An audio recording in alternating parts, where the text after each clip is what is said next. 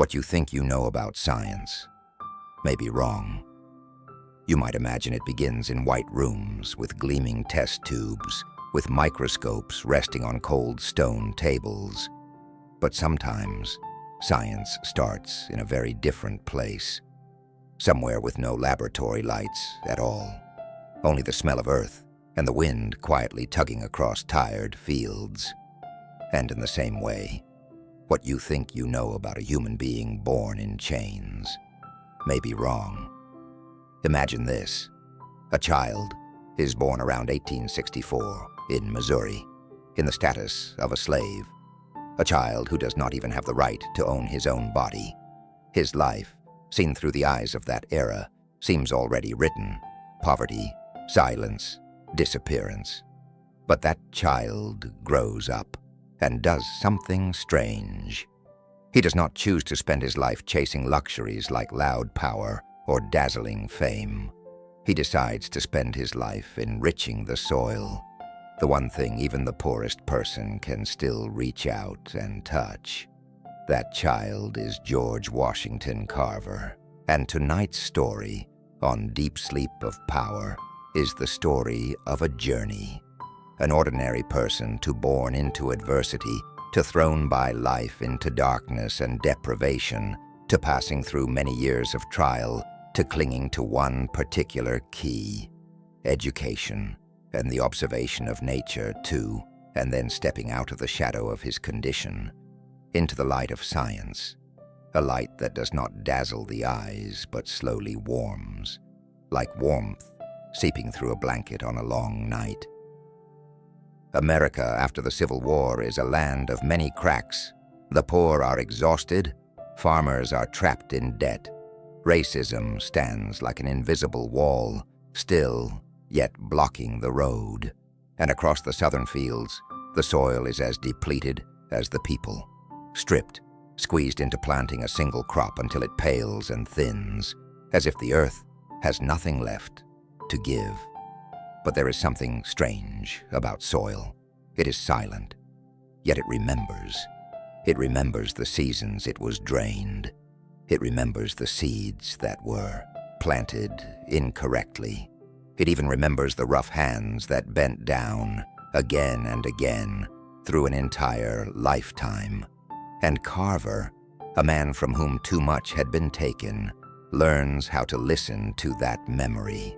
If you are still listening, let your shoulders soften, let your forehead loosen, and allow the voice to guide you slowly.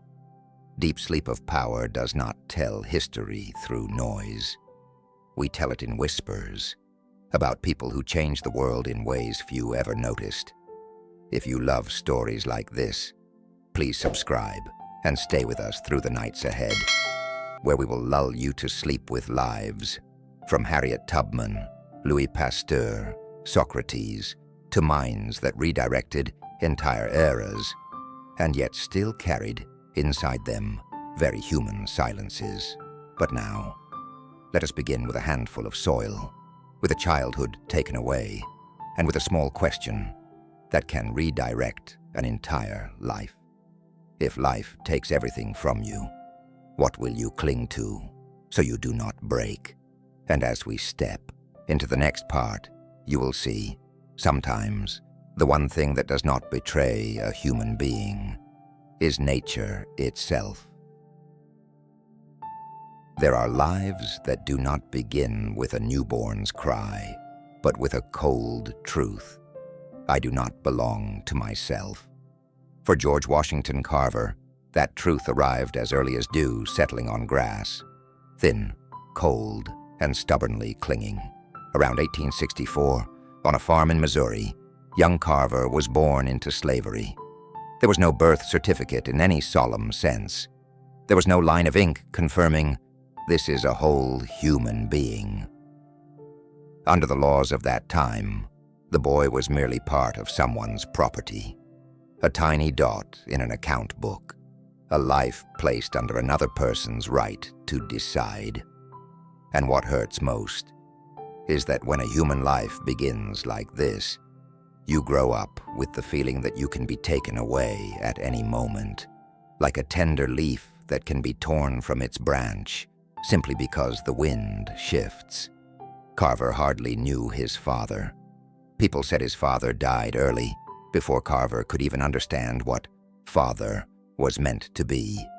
His world, therefore, was missing a pillar, and for a child born into poverty and stripped of rights, missing a pillar is like standing barefoot on gravel. One wrong step, and it hurts. But the greatest tragedy of his childhood arrived in an even more brutal way, like a clean slash straight through memory. In the final years of the Civil War, Missouri and the border states were constantly unsettled. The old order wavered, and when order wavers, those who live by darkness often appear. There were groups who specialized in kidnapping enslaved people, especially women and children, and selling them elsewhere like merchandise.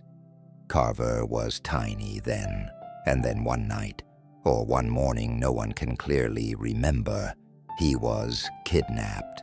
Imagine what that feels like. A child lifted out of the place he has learned to call home, even if that home held nothing truly safe. Carried away to hurried footsteps, strange voices, quick breaths, and everything around him turning into a dark tunnel. For adults, memory becomes a story, but for children, memory is smell, sound, the feeling of being hoisted up, and a fear that has no name. People say Moses Carver, the farm owner, tried to find him, to search for a kidnapped child in a time of chaos across a vast and uncertain land is like looking for a grain of sand in the night. Yet somehow, Carver was brought back, not intact, not whole as before. Many accounts say he returned weak and ill, perhaps carrying long-term damage to his health. And here, a psychological seed was quietly planted, one that would later sprout into an entire lifetime. When a child is taken too early, he grows up with a strange kind of knowledge. Life is fragile. It does not need a grand reason to vanish. It does not require an announcement. It can disappear simply because someone else wants it to.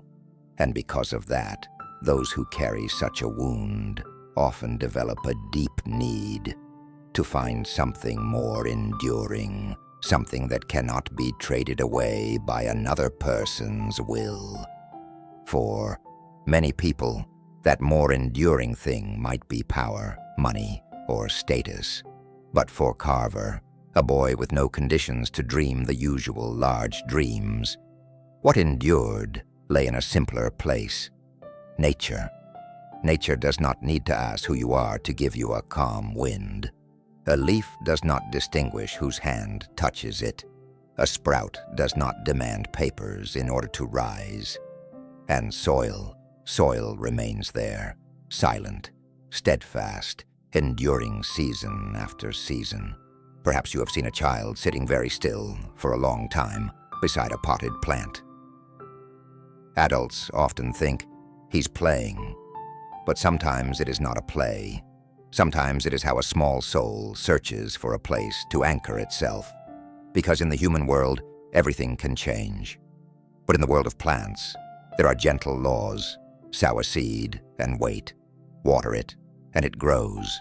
When sunlight comes, leaves open, and when the season arrives, fruit will ripen. For Carver, those laws were like a lullaby not made of sound, but of rhythm. You can feel here a soft paradox. A child born into a life of dispossession, who should have learned to distrust everything, learned instead to trust the soil, to trust repeating cycles, to trust patience, to trust doing one small thing correctly and then waiting for it to bloom. And that trust would later become the foundation of Carver's science, a science that does not hurry, does not show off, does not need applause. A science that begins with a simple question: what helps a plant live, and what allows human beings to be less hungry? But before he could ask that question in the language of schools, he had to survive a childhood in which letters were farther away than the horizon.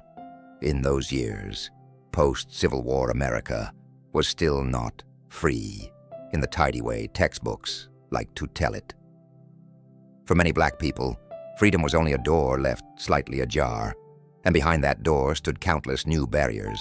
Fear remained, prejudice stayed thick as fog, and children like Carver grew up in an atmosphere where the future did not arrive naturally. The future had to be dug out, little by little, like breaking hard ground to plant a seed. Perhaps that is why Carver formed early a quiet quality, enduring without hardening, a kind of endurance that does not turn into hatred, but into a deep sensitivity, a sensitivity that looks at a withered leaf and feels sorrow as if looking at a human fate, a sensitivity that hears the soil crack and understands it as a cry for help. If you are listening to this story late at night, allow yourself to breathe a little more slowly. Imagine that boy, small, frail, and perhaps still carrying the feeling that he could be lifted out of life at any moment, standing before a yard, a small garden, a strip of earth. He bends down, touches the soil. The soil is cool. The soil is real. The soil does not vanish. And in that moment, he learns something without anyone teaching him. Some things do not betray, not because they are kind, but because they move by law. From the first wound of his life, Carver begins searching for a more enduring order, not the order of social law, because society had once declared he was not a whole human being, but the order of nature, where everything, even the smallest thing, has its place within its own cycle of life.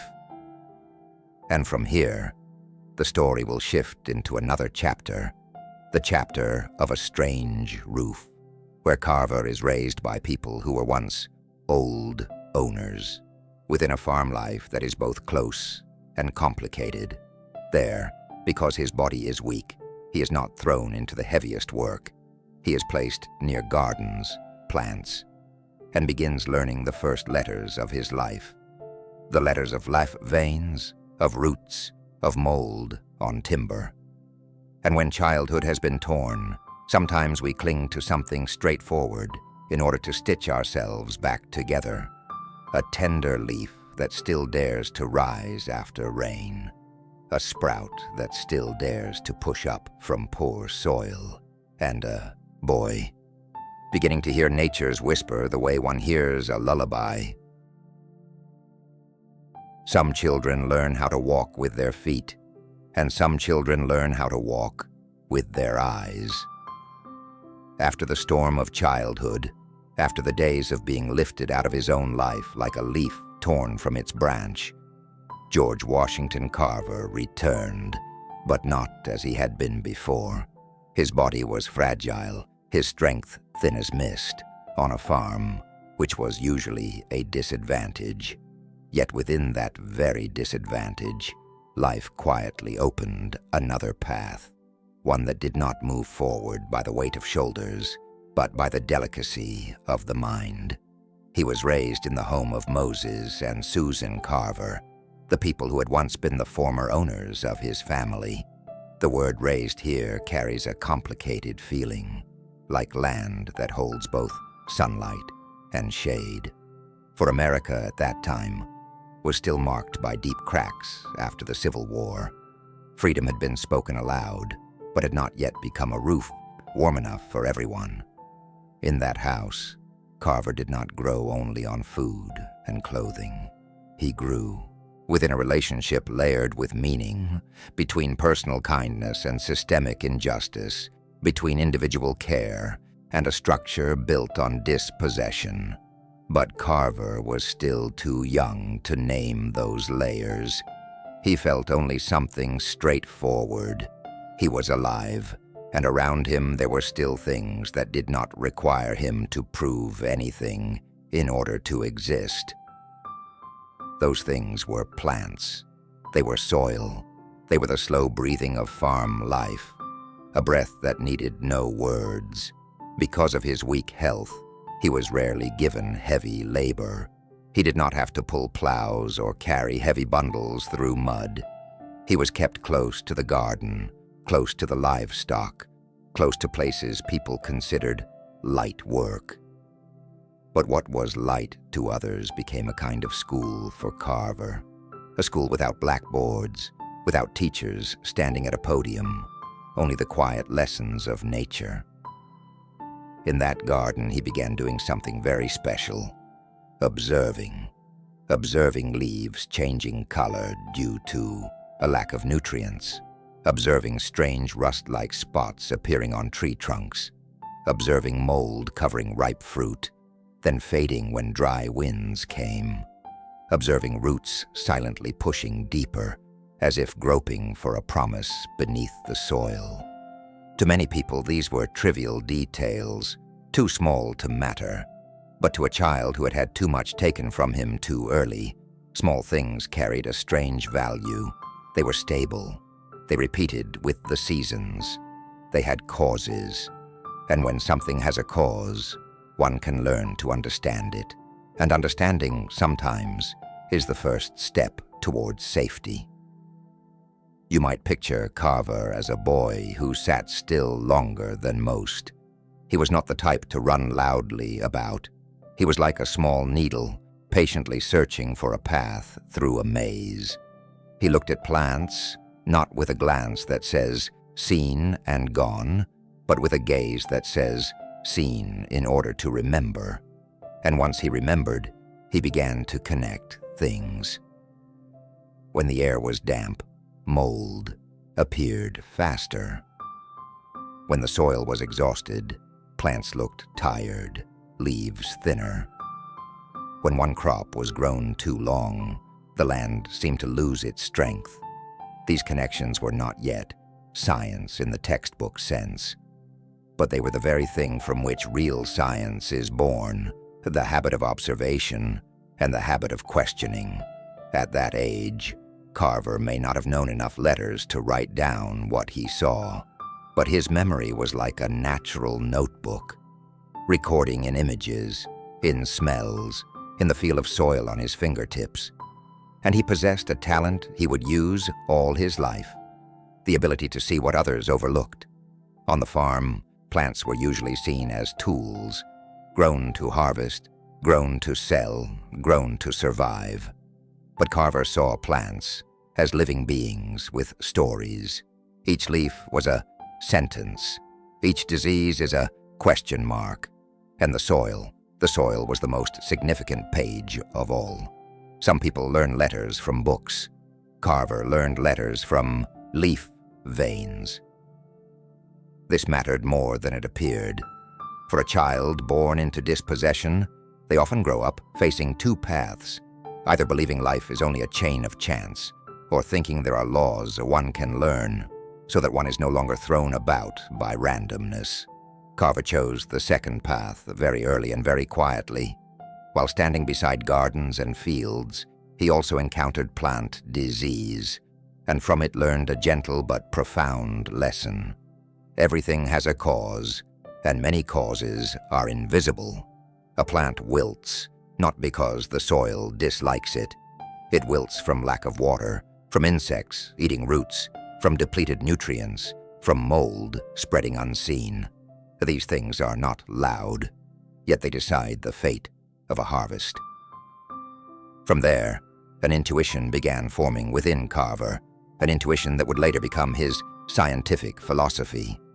True power often resides in what cannot be seen, not in loud voices, not in violence, but in quiet cycles, soil, roots, microorganisms, nutrients, and time. You can see why Carver's spirit bonded so deeply with nature. When human beings treated one another with raw power, nature acted through law. The law could be harsh, but at least it was not capricious. And for a soul wounded by life's caprice, law became something to lean on, Of course, farm life was no gentle dream. It was still labor, still scarcity. But within scarcity, Carver learned yet another crucial thing: to make use of what was available. A dry branch could become a lesson. A disease spot on a leaf could become a clue. And a long day, if examined closely, could become a book. Perhaps Susan Carver, the woman of that household, noticed something unusual in the boy, a profound stillness, a sustained attentiveness. People said Carver was often called the plant boy because he spent so much time with gardens, flowers, and small living things. To outsiders, it might have seemed a hobby. But for Carver, it was a way of building an identity. If the world would not recognize him, he would find a place where he could be helpful. And through those repeating seasons, the frail boy began to grow stronger, not in muscle, but in direction, a direction that did not rush, yet did not wander. Still, there remained one emptiness the farm could not fill: letters.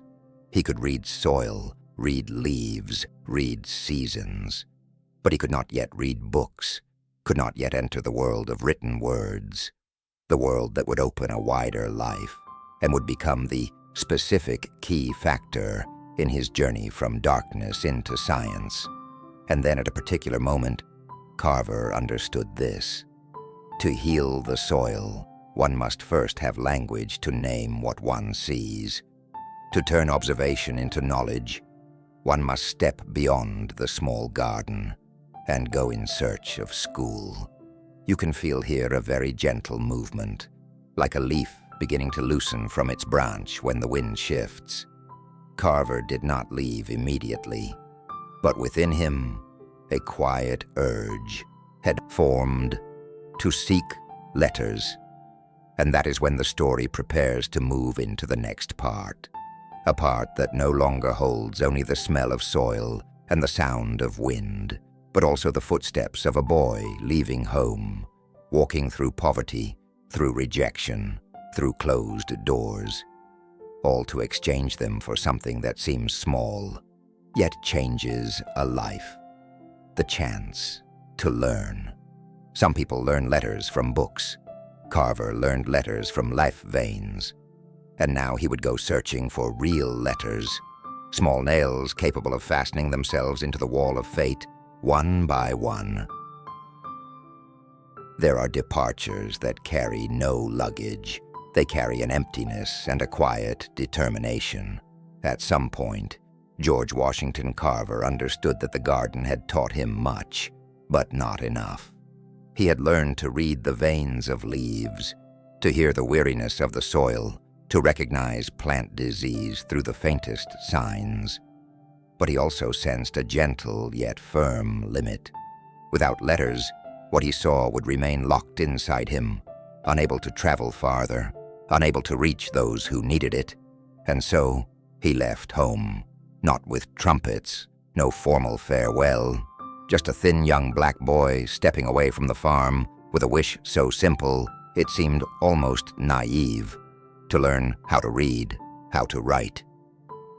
Carver's path toward literacy was not straight. It was a chain of turns, each turn opening hope, then closing it again.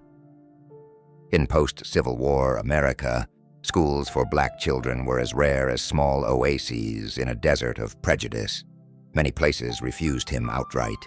Some accepted him, only to turn him away later. And in other areas, the door was locked before it even opened, sealed by a look.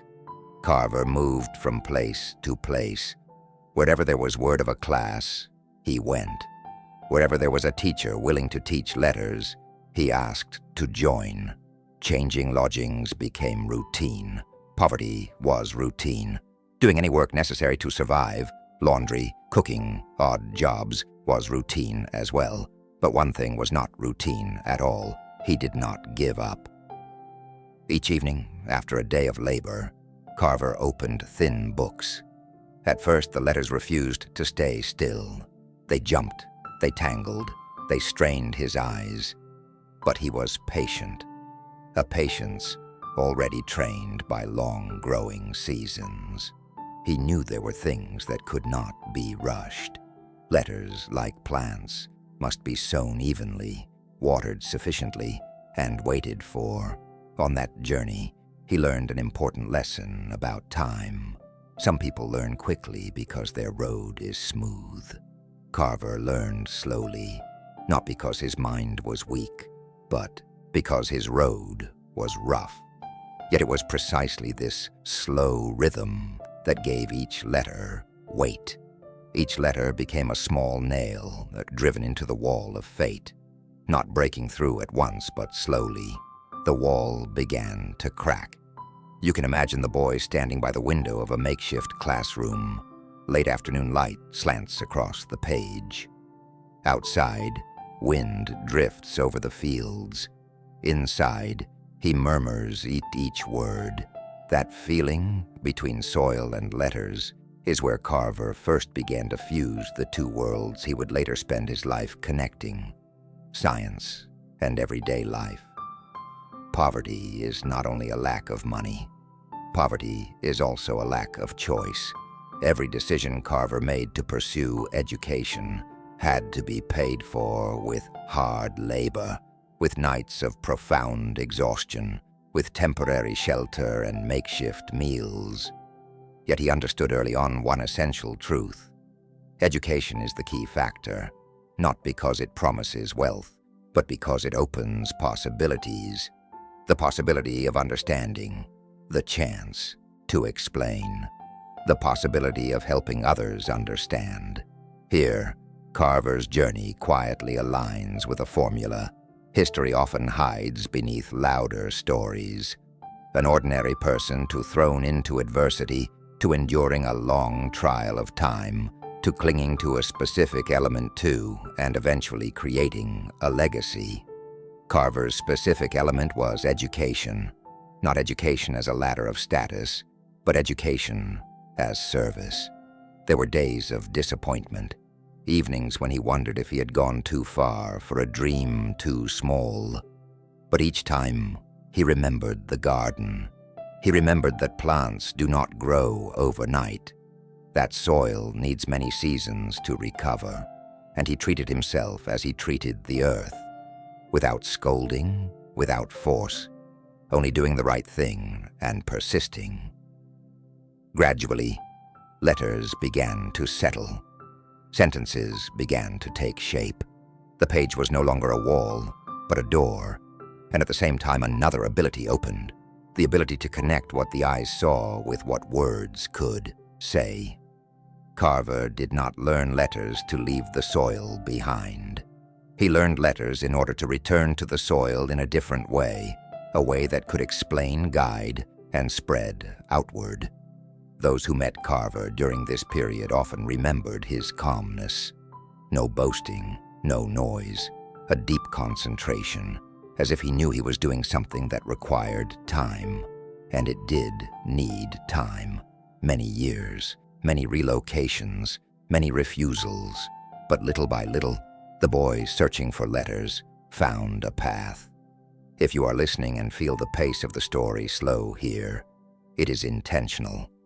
This is the rhythm of accumulation, something often ignored in tales of success.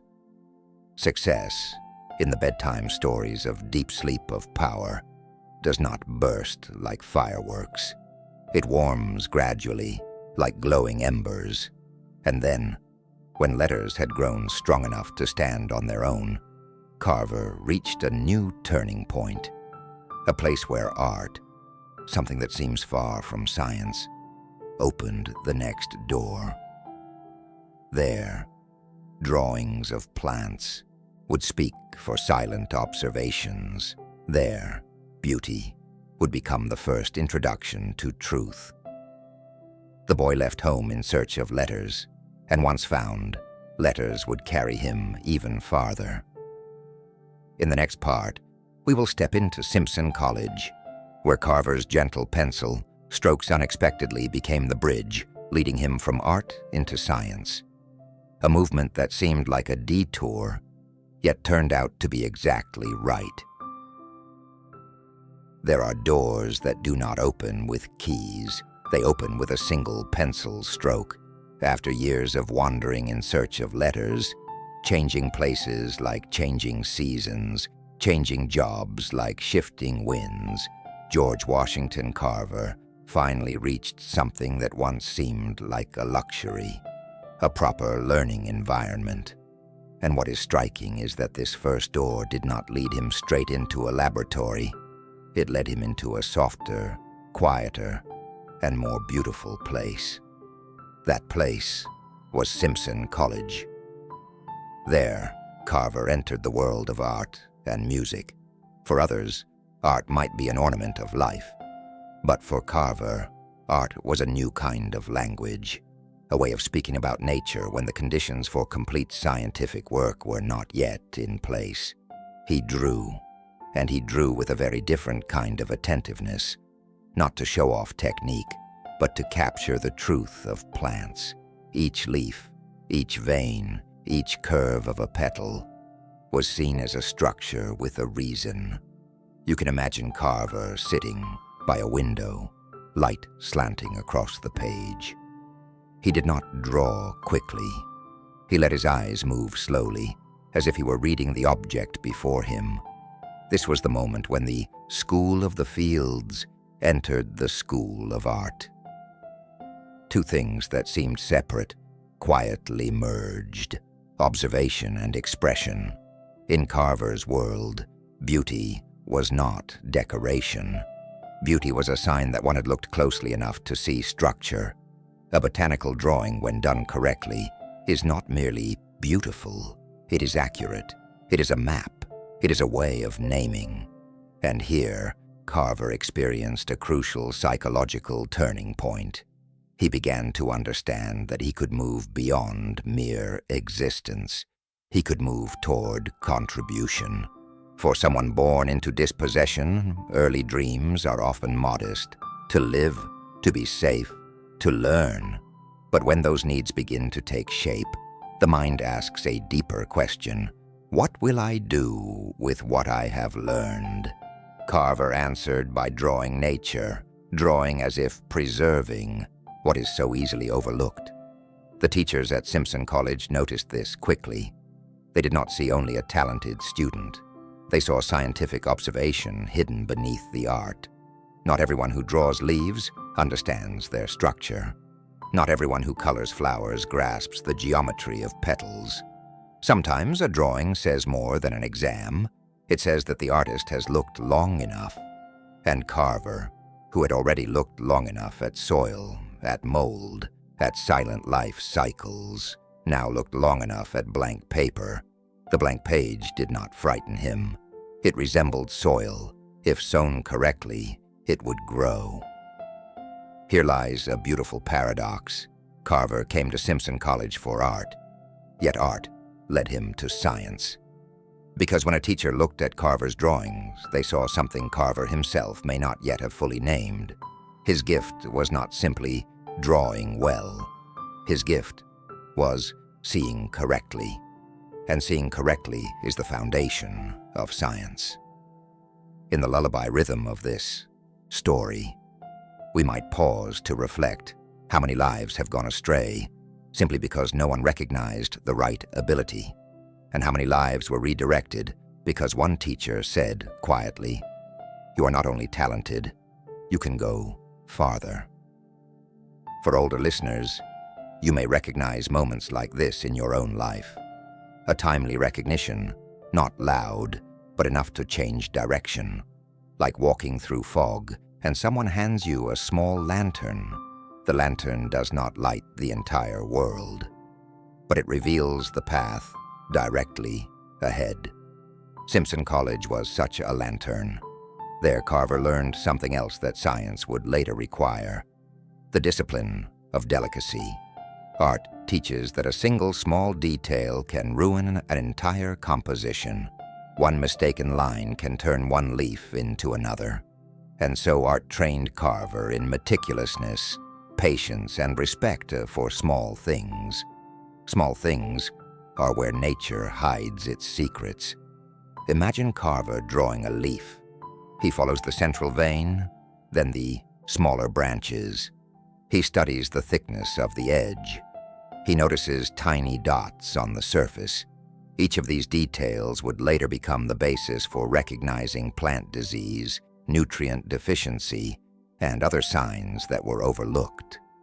At Simpson College, Carver also touched something rare, being recognized for ability rather than defined by status. This did not erase old wounds, but it softened them. The scars became memories, no longer sentences. And when a person is no longer locked inside a sentence, they can choose a mission. That is why, when the path of science opened before him, Carver did not see it as a departure from art. He saw it as a natural next step, if art helped him see the beauty of plants. Then science would help him understand why plants live and why they fall ill. If art helped him record form, then science would help him redirect the lives of those who grow plants. And here, you can feel the story preparing for a larger axis. Carver did not enter science to become famous. He entered science to answer an old human Southern question: why is the soil poor, and how can the soil be restored? But to answer that question, he needed a place with real laboratories, experimental farms, trained professors, a place where science was not just an idea, but practice. And so, from Simpson College, Carver would step through a larger door, Iowa State University, where he would move from art to agronomy, where observation would become research, where he would begin to stand out for a spirit of science meant to be used. A single, accurate pencil stroke is sometimes the best introduction to a laboratory, and a laboratory is sometimes nothing more than a field seen with new eyes. Some turning points do not happen with the sound of a sharp turn. They happen through a tiny shift in how we see the world, from beautiful to accurate, from admiring to understanding, from seeing to making things seen. Leaving Simpson College, George Washington Carver carried with him an unusual kind of baggage. Not merely a handful of art classes, but a habit that had become second nature, the habit of observation. Having learned to look at a leaf with the precision of an artist, Carver entered science not as a beginner, but as someone who had been fluent in nature's language for a very long time. The next door opened at Iowa State University, then known as Iowa Agricultural College. Here, Carver shifted entirely into agriculture and plant science. If Simpson was where he learned how to record nature, Iowa was where he knew how to decode it. In many people's imagination, the laboratory is cold, rigid, and far removed from everyday life. But to Carver, the laboratory felt like a garden. Only this garden held more questions and clearer ways of answering them. There, Carver learned that plant disease was not bad luck. It had agents, conditions, repeating patterns.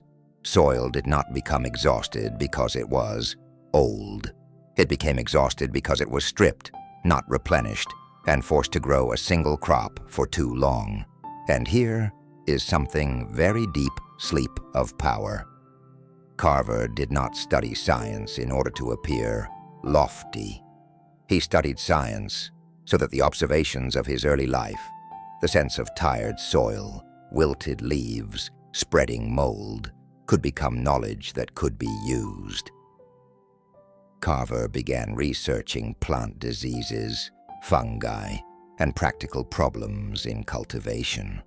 What set him apart was not flashy brilliance, but a rare quality: patience and practice. Some people are skilled at talking about science. Carver was adept at doing science the way a good farmer works the soil, repeating, unafraid of dirty hands, unafraid of mistakes.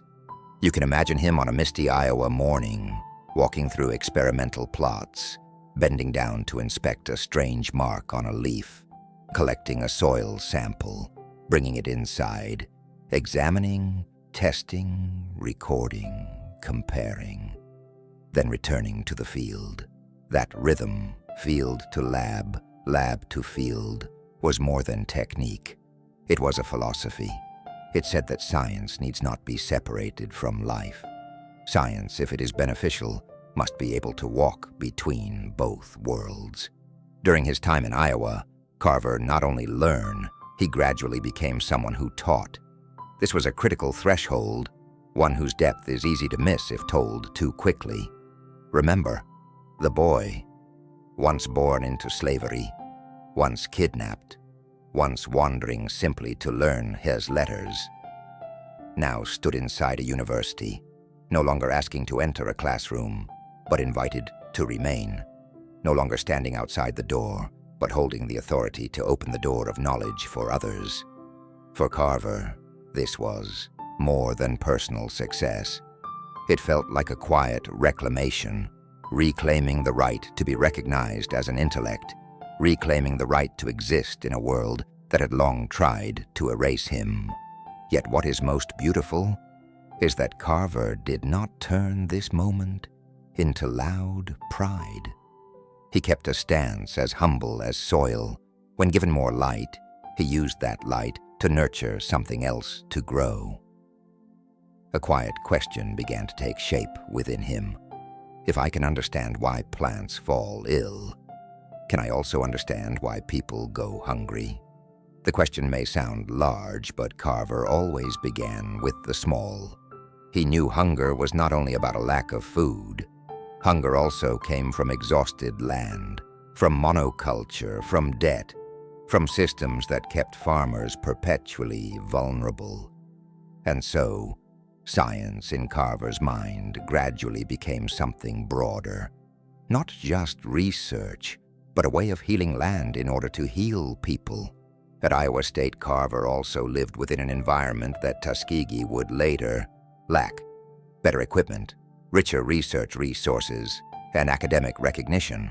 But more importantly, he learned how to turn knowledge into a system, observation to hypothesis, to experiment, to conclusion, to application.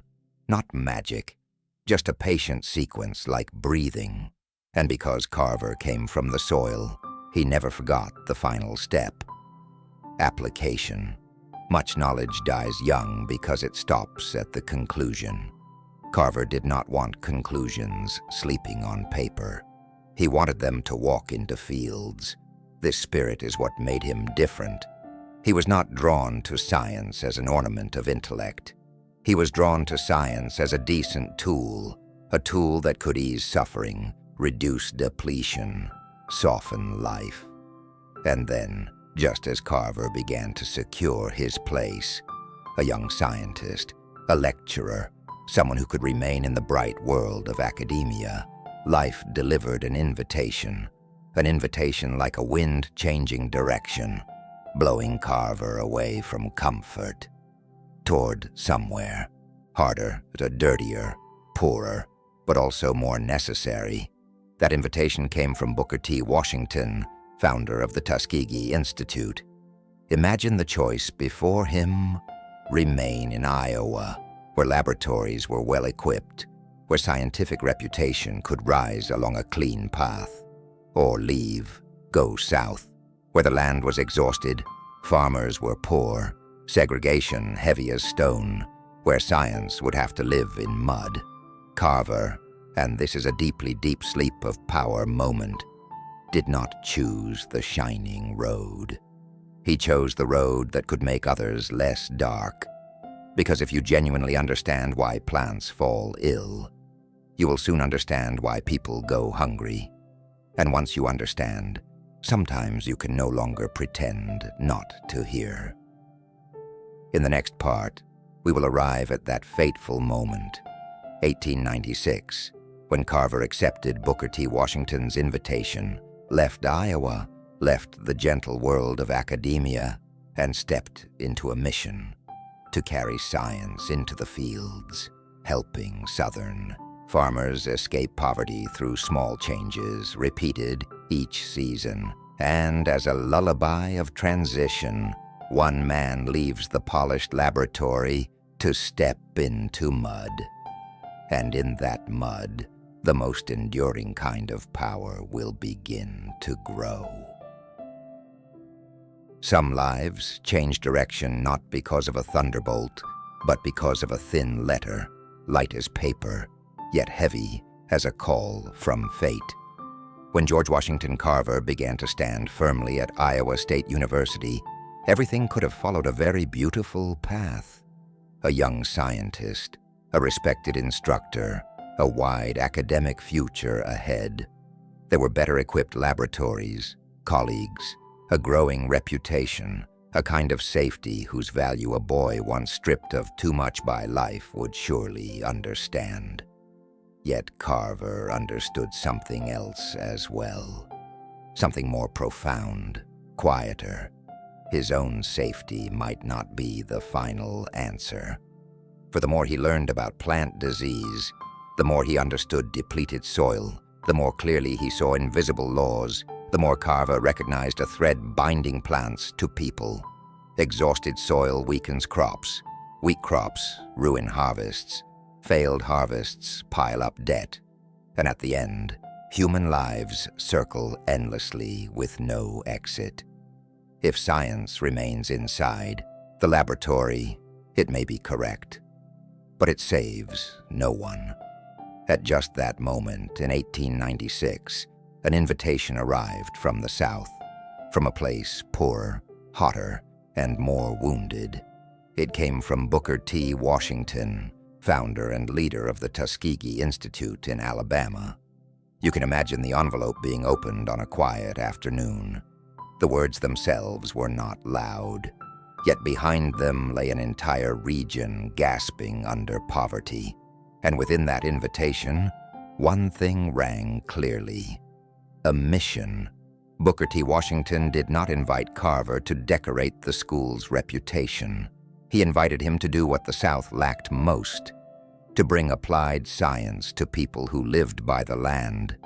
Impoverished black farmers trapped in exhausted soil and mounting debt.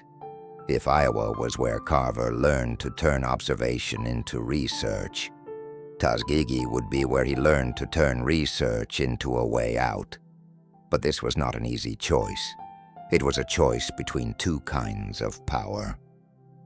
The power of academic prestige, climbing ranks, standing at podiums, entering bright lecture halls. And the power of usefulness, quiet, muddy, entering life directly. Some people seek status, then use status to do good. Carver was the opposite. He sought to do good, and if status followed, it was only an echo behind him. What gives Carver's decision its deep sleep of power tone lies here.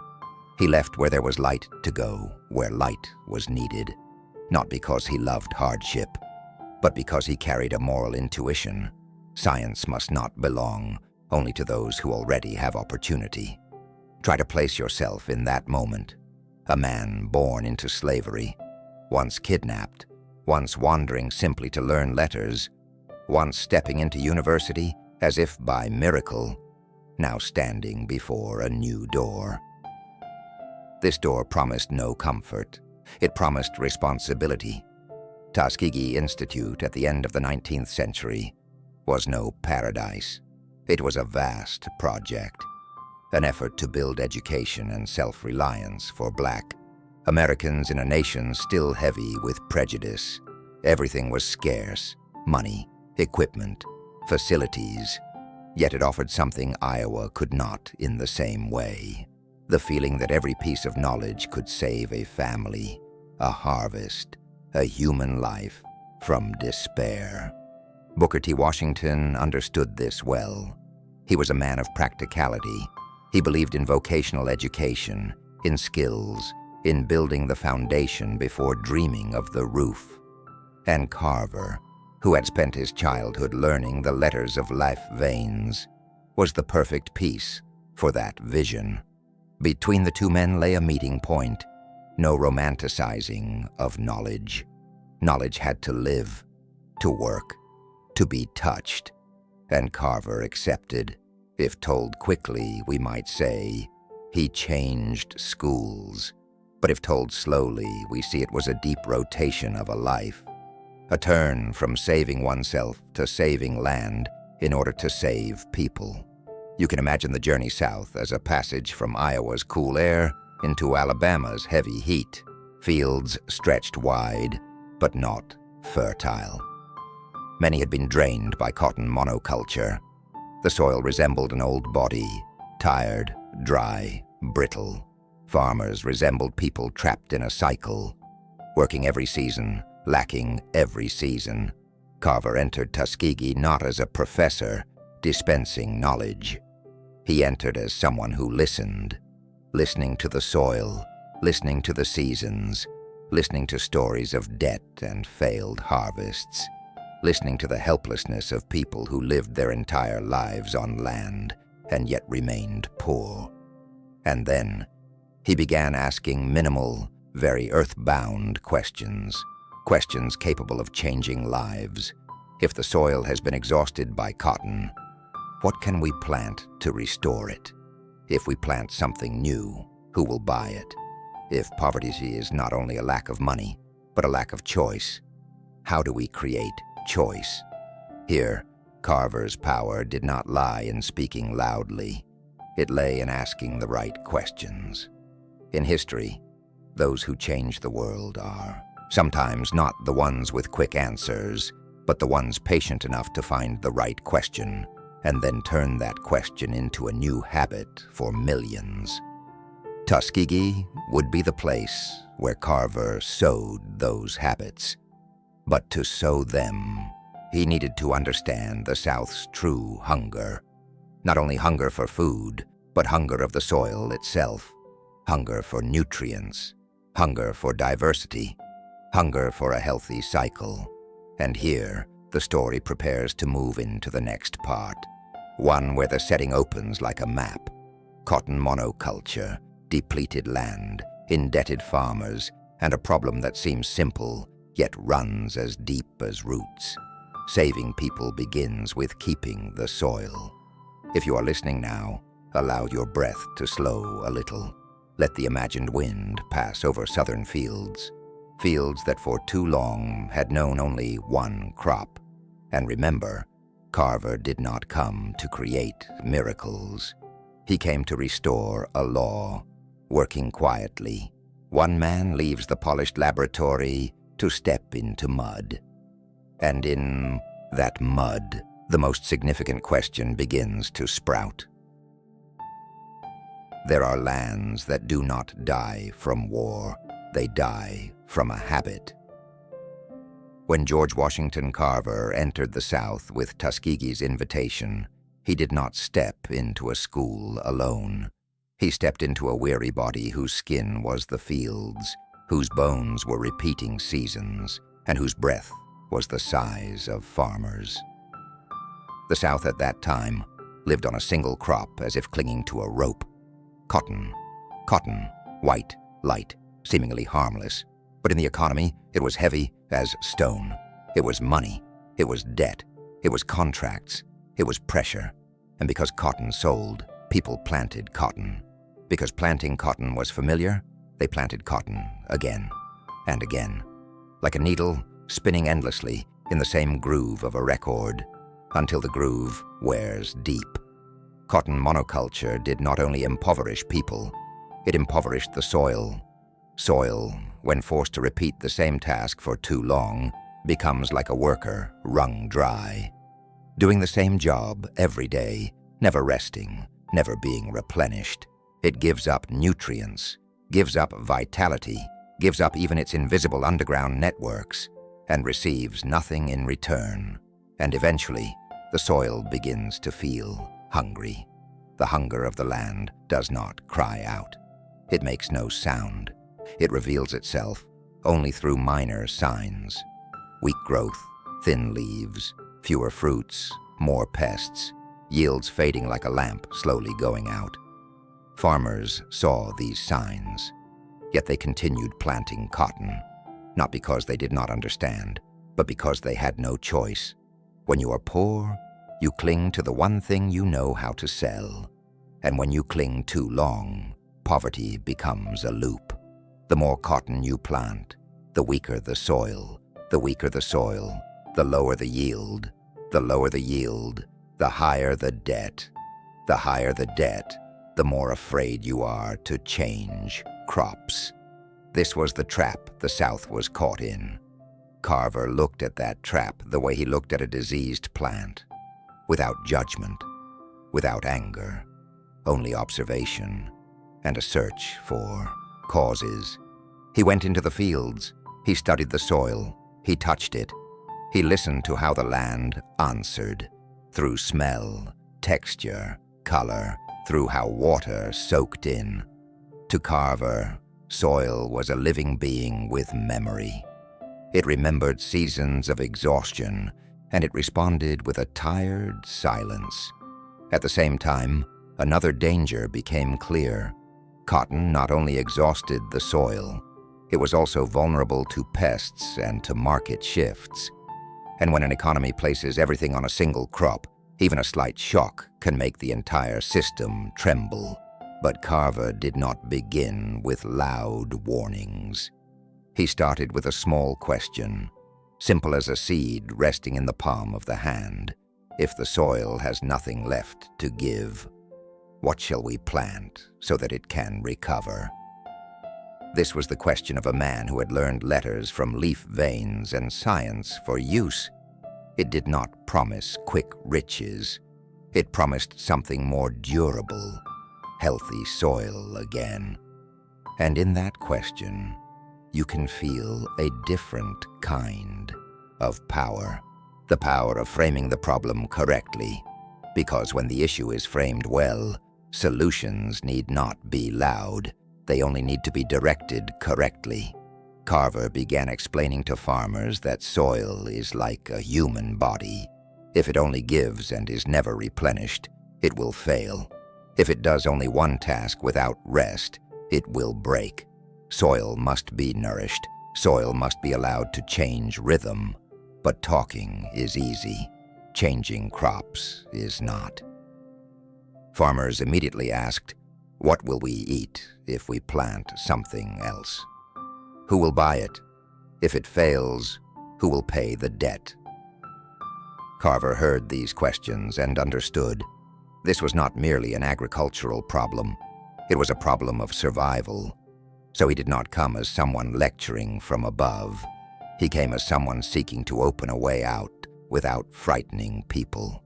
He spoke of restoring soil in the language of daily life, season by season, row by row, meal by meal.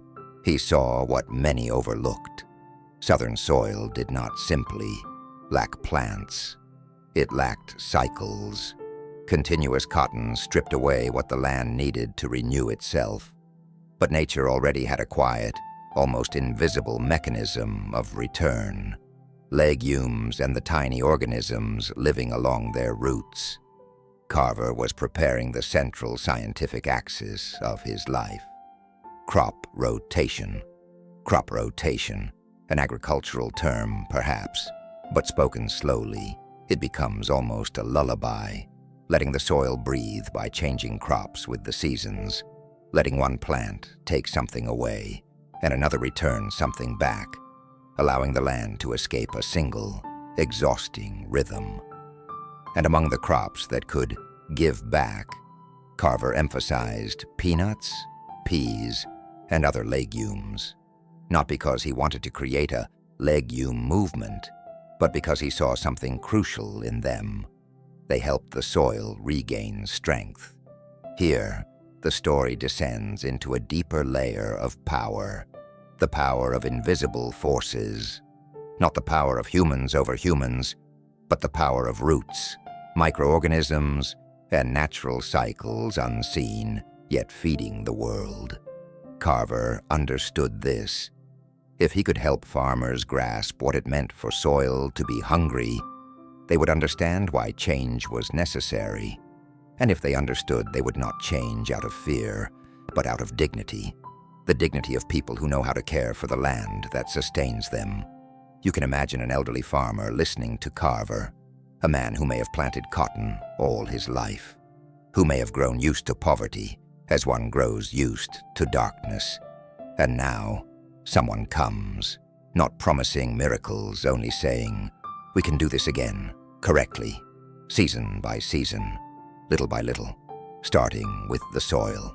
It is a small statement, but for someone trapped in a cycle, a small statement can become the release latch. Exhausted soil, failing cotton. This was not merely an agricultural condition. It was a symbol. When we place everything into a single thing, we believe we are holding tight. But in truth, we are making ourselves fragile. Carver wanted the South to grow strong again, but he did not begin with speeches. He started by asking the land, "What do you need?" And in the land's silence, the answer began to emerge. The soil needed restoration. The soil required nourishment. The soil needed to be given back what it had lost. In the next part, we will step fully into that science of renewal. Crop rotation, legumes, and the quiet miracle of nature. What we might call nitrogen from the air, drawn down into the soil by tiny beings along the roots. And as a transitional lullaby, sometimes saving people must begin with saving the land. And sometimes saving the land requires no miracle, only a law restored correctly, slowly, season after season. There are miracles that do not glow. They do not explode like fireworks. They happen beneath the ground, in darkness, in silence, in movements so small we imagine nothing is happening at all.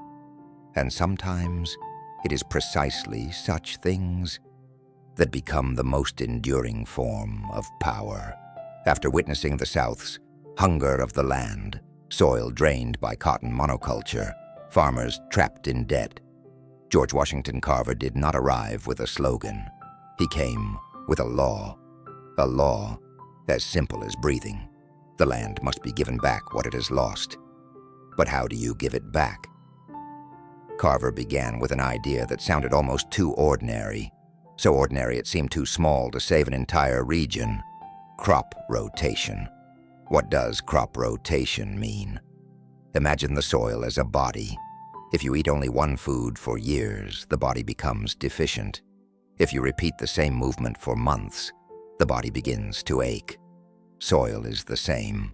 If cotton alone is planted, the land is stripped of the nutrients cotton demands, and nothing is returned. Crop rotation changes the rhythm. One season cotton, the next another crop, allowing the soil to eat more diversely, to rest at critical points, and to recover. But Carver did not simply say, change crops. He was specific. Plant legumes, peanuts, peas, soybeans, plants long dismissed as secondary, as cheap, as unsophisticated.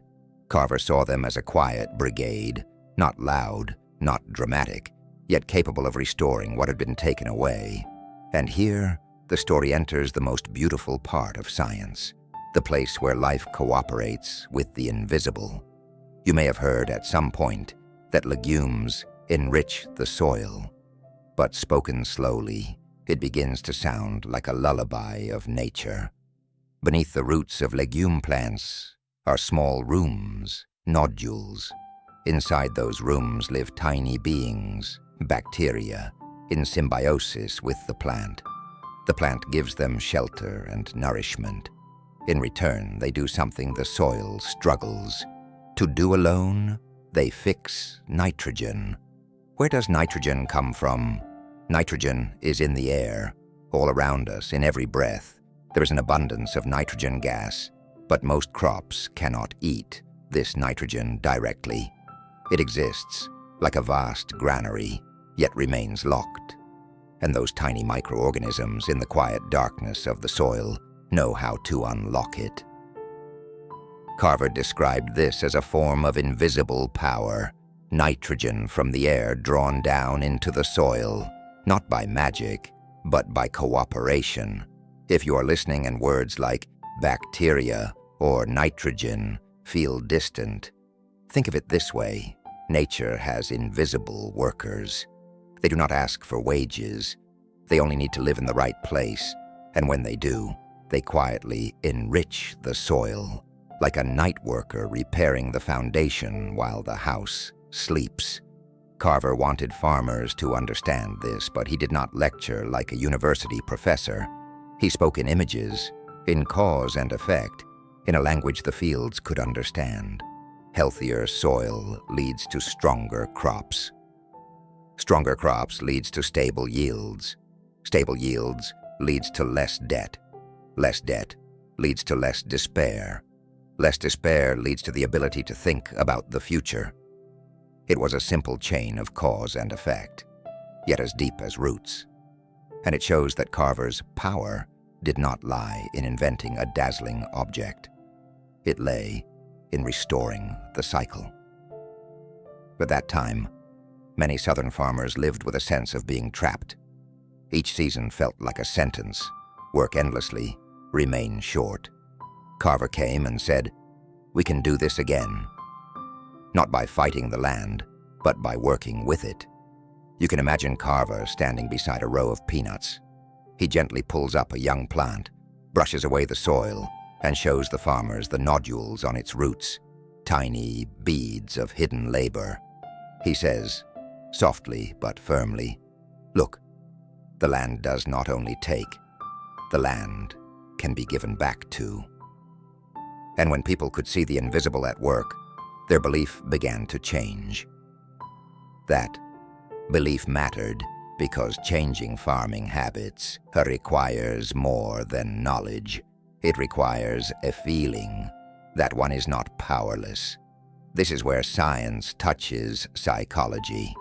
A poor farmer often lives with a heavy inner weight, believing the future does not belong to him, believing the land will always be exhausted, believing debt will always follow, believing he is merely being dragged along.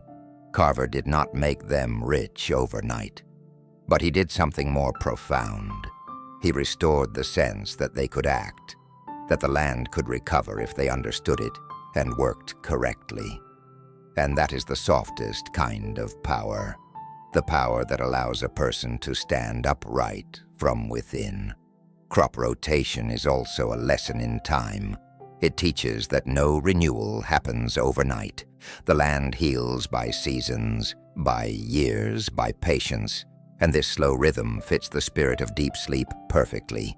Each season a breath, each year a gentle loop.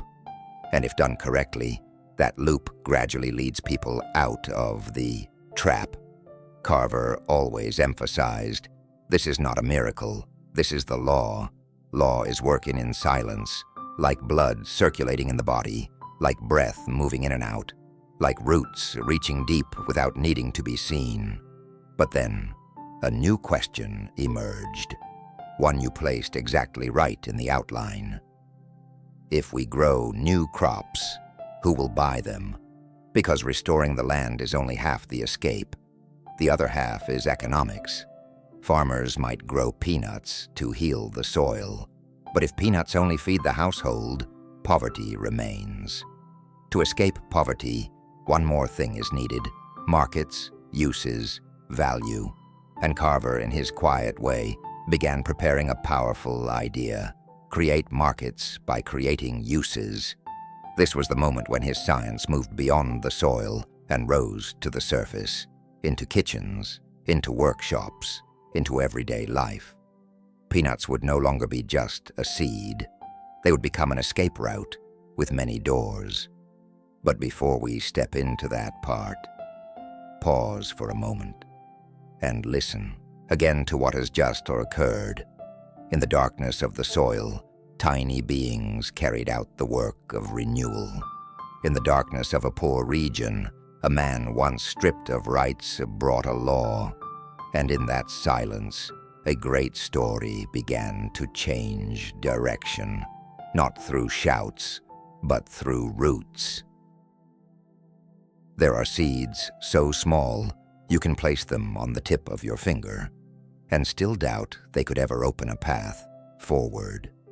But George Washington Carver believed in small things, perhaps because his life began with having so much taken away. He was never enchanted by grand promises. He did not look for a leap forward. He looked for a way out, real enough, durable enough, accessible enough for the poor to walk through. After Carver introduced the ideas of crop rotation and legumes to restore southern soil, one problem immediately surfaced like a thorn in the palm. If we grow peanuts, who will buy them? This was not the question of greed. It was the question of people living season to season. For southern farmers, changing crops was not merely a change of habit. It was a wager on an entire year of survival. If peanuts could not be sold, there would be no money to repay debts. Without repayment, land would be lost. And once land was lost, all talk of restoration became a luxury. Carver understood this. He understood that to save the soil, one had to save the market as well. To give people the courage to change, one had to offer them a future they could actually hold in their hands. So he did something very particular, something many later remembered in a single sentence. Carver created hundreds of uses for peanuts, but told slowly in the rhythm of deep sleep, a more profound truth appears. Carver was not fascinated by numbers. He was fascinated by doors. He looked at the peanut as something dismissed, small, cheap, country food. And he asked a very Carver-like question, gentle yet sharp. How useful could something small and disregarded become? In Carver's thinking, the market was not some distant abstraction like a stock exchange or a bank. The market was simply a very human question. What can this be used for? If a crop has only one use, it has one path to survival. If a crop has many uses, it has many paths. And when a crop has many paths, the farmer has many paths as well. It was a simple logic, rich in compassion, because Carver did not research in order to impress. He studied so that poor people would be less often pushed into corners. So he began to open destinies for peanuts.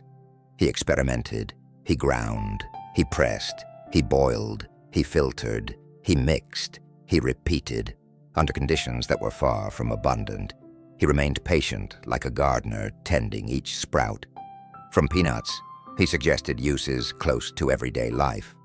Foods and simple variations to diversify meals, oils for cooking and other practical needs, soaps and basic cleaning agents, dyes and pigments, things that seemed far from the fields yet touched household life. Simple materials, ways to use without waste. Carver did not need to overwhelm his listeners. He needed them to understand one thing. Peanuts were not something grown just for fun. Peanuts could become a step upward. And here the story touches deep psychology of poverty.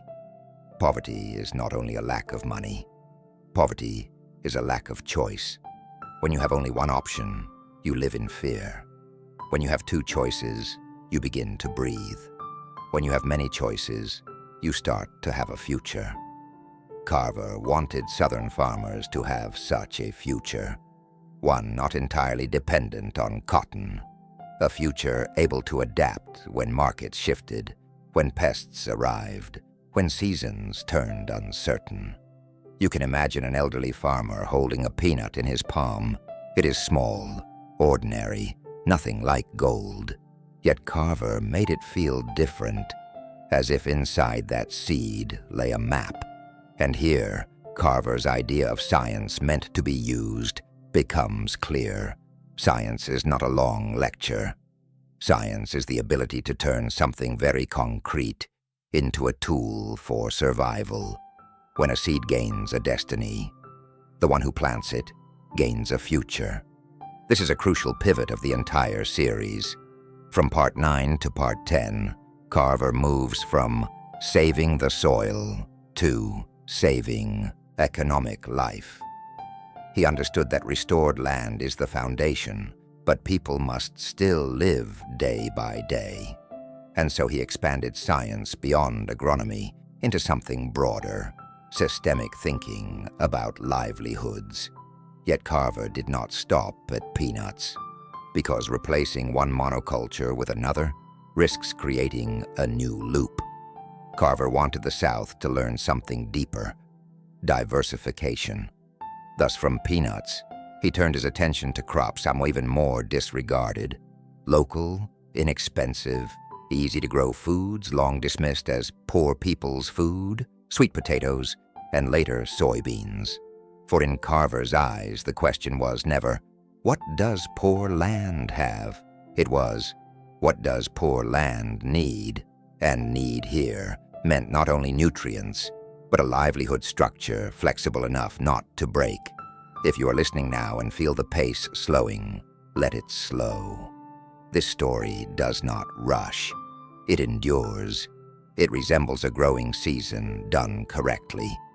And in the next part, we will see Carver continue opening doors, from sweet potatoes to soybeans, from what was once disregarded to a new economy where small things are no longer ignored.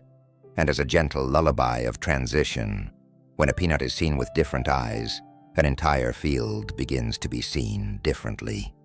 And when a field is seen differently, the people who live upon it begin to breathe differently as well. There are things that sustain an entire lifetime, yet are never called important. They sit in the corner of the kitchen. They rest in a woven basket. They lie beneath brown soil. And because they are so familiar, people often look at them with indifference, as if they are things that will always be there. George Washington Carver did not look at them that way. After opening the first way out for the South through peanuts, not only to restore the soil, but to create uses and markets, Carver knew he had to go further, because if one replaces one monoculture with another, history can repeat itself in a new form. Cotton today, peanuts tomorrow. The circle remains the same, only the name changes. Carver wanted the South to learn something deeper. Diversification is not a trick. Diversification is a philosophy of survival. And to teach that philosophy, he did not choose prestigious things. He chose the most disregarded ones, because there the lesson becomes clearest. Sweet potatoes, soybeans, cheap, ordinary crops, sometimes associated with poverty, foods eaten when nothing else is available, things that never enter the stories of the wealthy. Yet Carver saw in them a potential that only someone who has lived through deprivation can fully understand: the potential of endurance. Sweet potatoes grow under challenging conditions. They do not demand especially rich soil. They tolerate hardships that more delicate crops cannot. And most importantly, they are food that can save a family from hunger in years of unstable harvests. Soybeans are different. They carry another kind of flexibility. They both improve the soil as legumes and can be transformed into many products, depending on how they are processed. To Carver, soybeans were not merely crops. They were a door through which the South could step into an economy less dependent on a single thing. But notice the most crucial point. Carver did not shout, "Plant sweet potatoes," or "Plant soybeans," as a movement. He quietly changed how people asked questions. He spoke with a philosophy that sounded like a lullaby, yet cut like a plow. Do not ask what poor land has. Ask what poor land needs. Poor land needs rest. It needs nutrients returned. It needs its rhythm changed. It needs to be treated as a living body, not a machine to be wrung dry. And poor people are the same. Poverty is not only a lack of money, it is a lack of margin for safety, a lack of resilience when a harvest fails, a lack of flexibility when prices fall, a lack of the right to say no to a cycle of debt. Crop diversification in Carver's eyes was a way to widen that margin, like an elder advising the next generation, do not rely on a single source. Not out of greed, but out of understanding that winds do change. You can imagine Carver walking among southern farmers, looking at weary fields and speaking calmly. If cotton fails this year, you still have sweet potatoes. If cotton prices fall, you still have soybeans. If pests strike one crop, another may survive. He did not speak as a theorist. He said as someone who had walked through darkness, someone who knew that the most frightening thing is not scarcity, but having no choices. And because he chose what was disregarded, he was also doing something subtle on the psychological level. He was restoring to the poor a vital feeling, dignity. Poverty often comes with shame. Shame over simple meals, shame for eating sweet potatoes instead of rice, shame over growing unrefined crops. Carver faced this directly and turned its meaning around. What is considered unrefined is often what keeps you alive, and therefore deserves respect. A new economy, in Carver's vision, was not an economy chasing glamour. It was an economy that knew how to lift small things into their proper place. The place of usefulness, durability, and survival. You could call it the economy of the disregarded.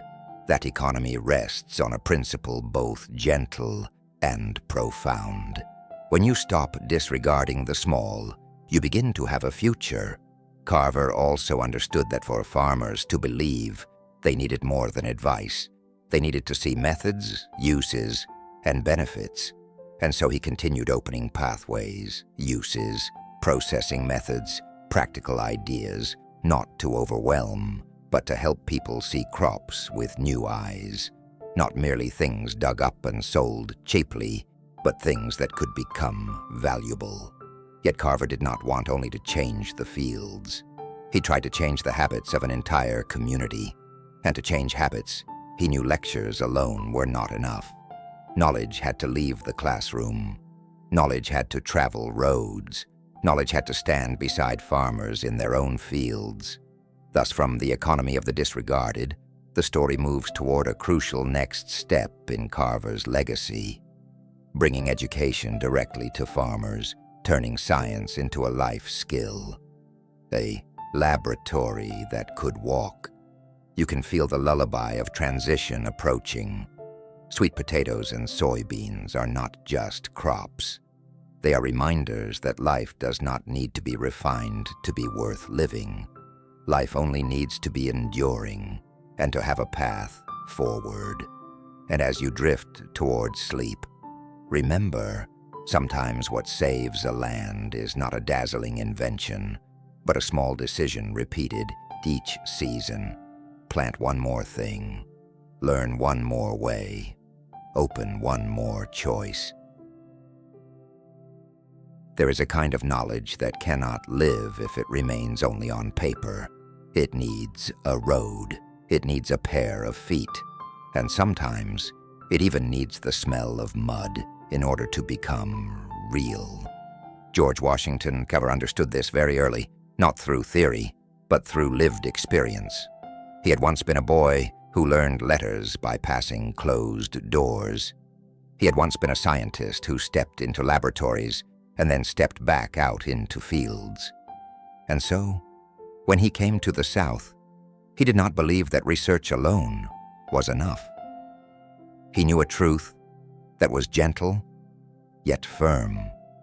If knowledge cannot reach those who need it most, it becomes nothing more than decoration.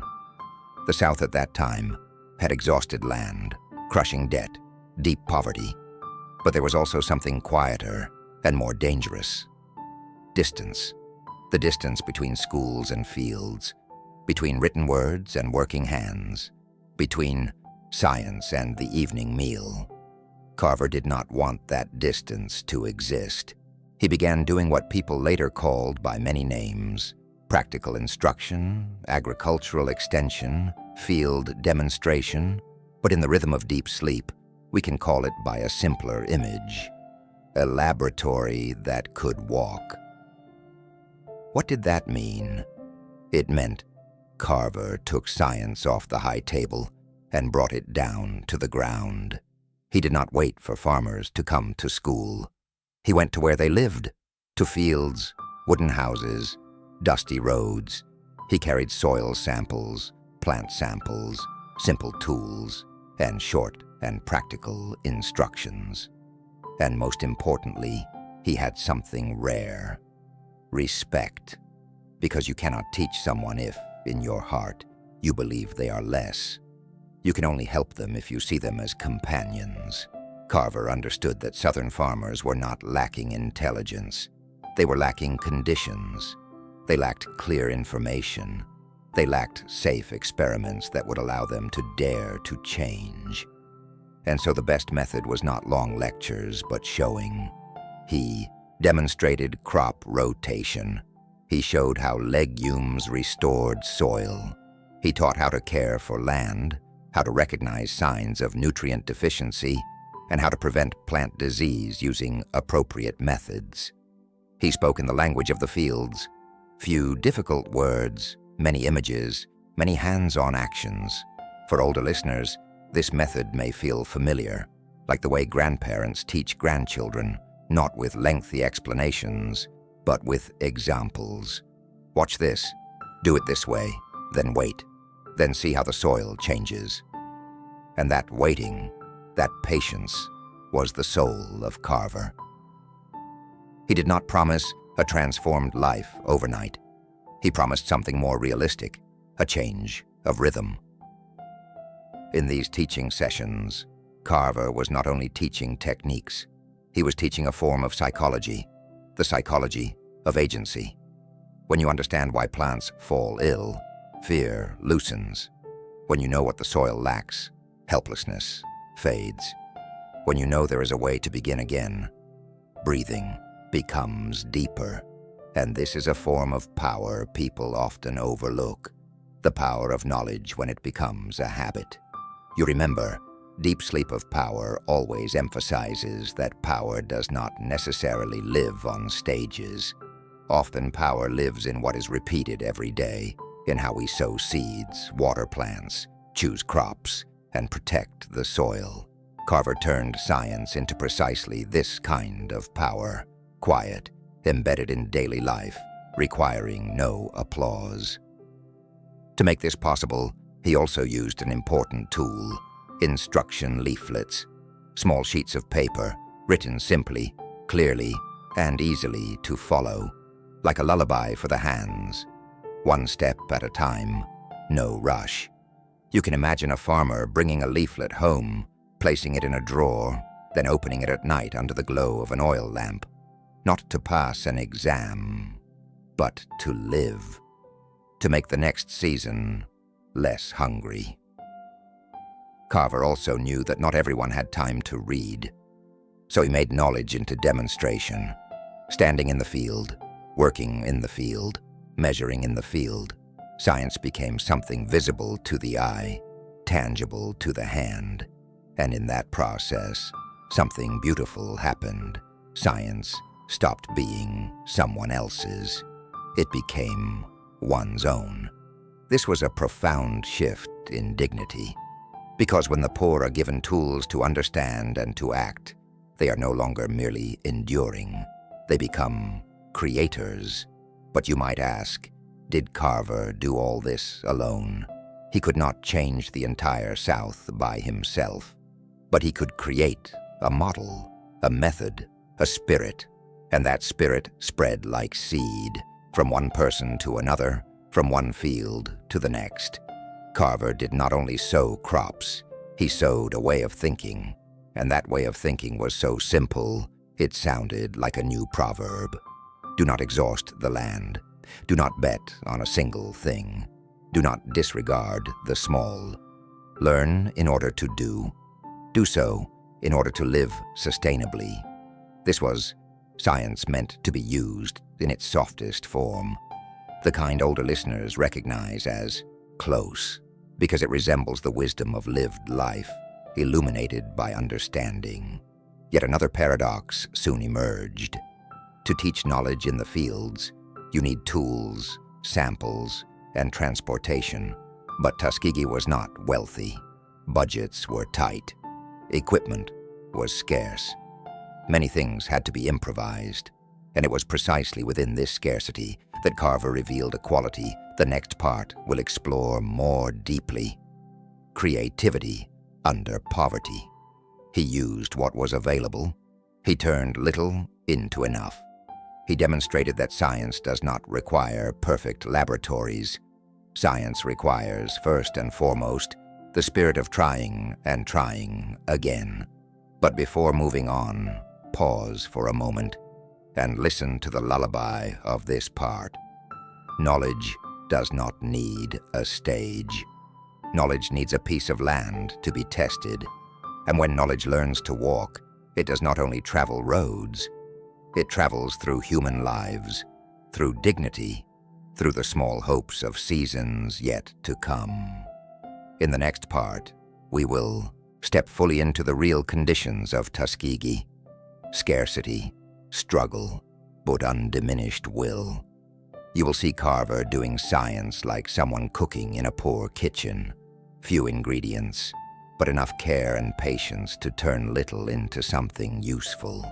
And as a gentle transition, soft as wind passing over a field, when there is nothing in one's hands, only then does one learn how heavy the mind truly is.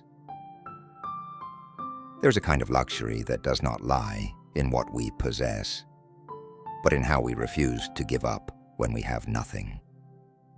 At Tuskegee Institute, science did not come to Carver through abundance. It came through lack. A lack of equipment, a lack of chemicals, a lack of funding, even a lack of the basic comforts a proper laboratory would typically require.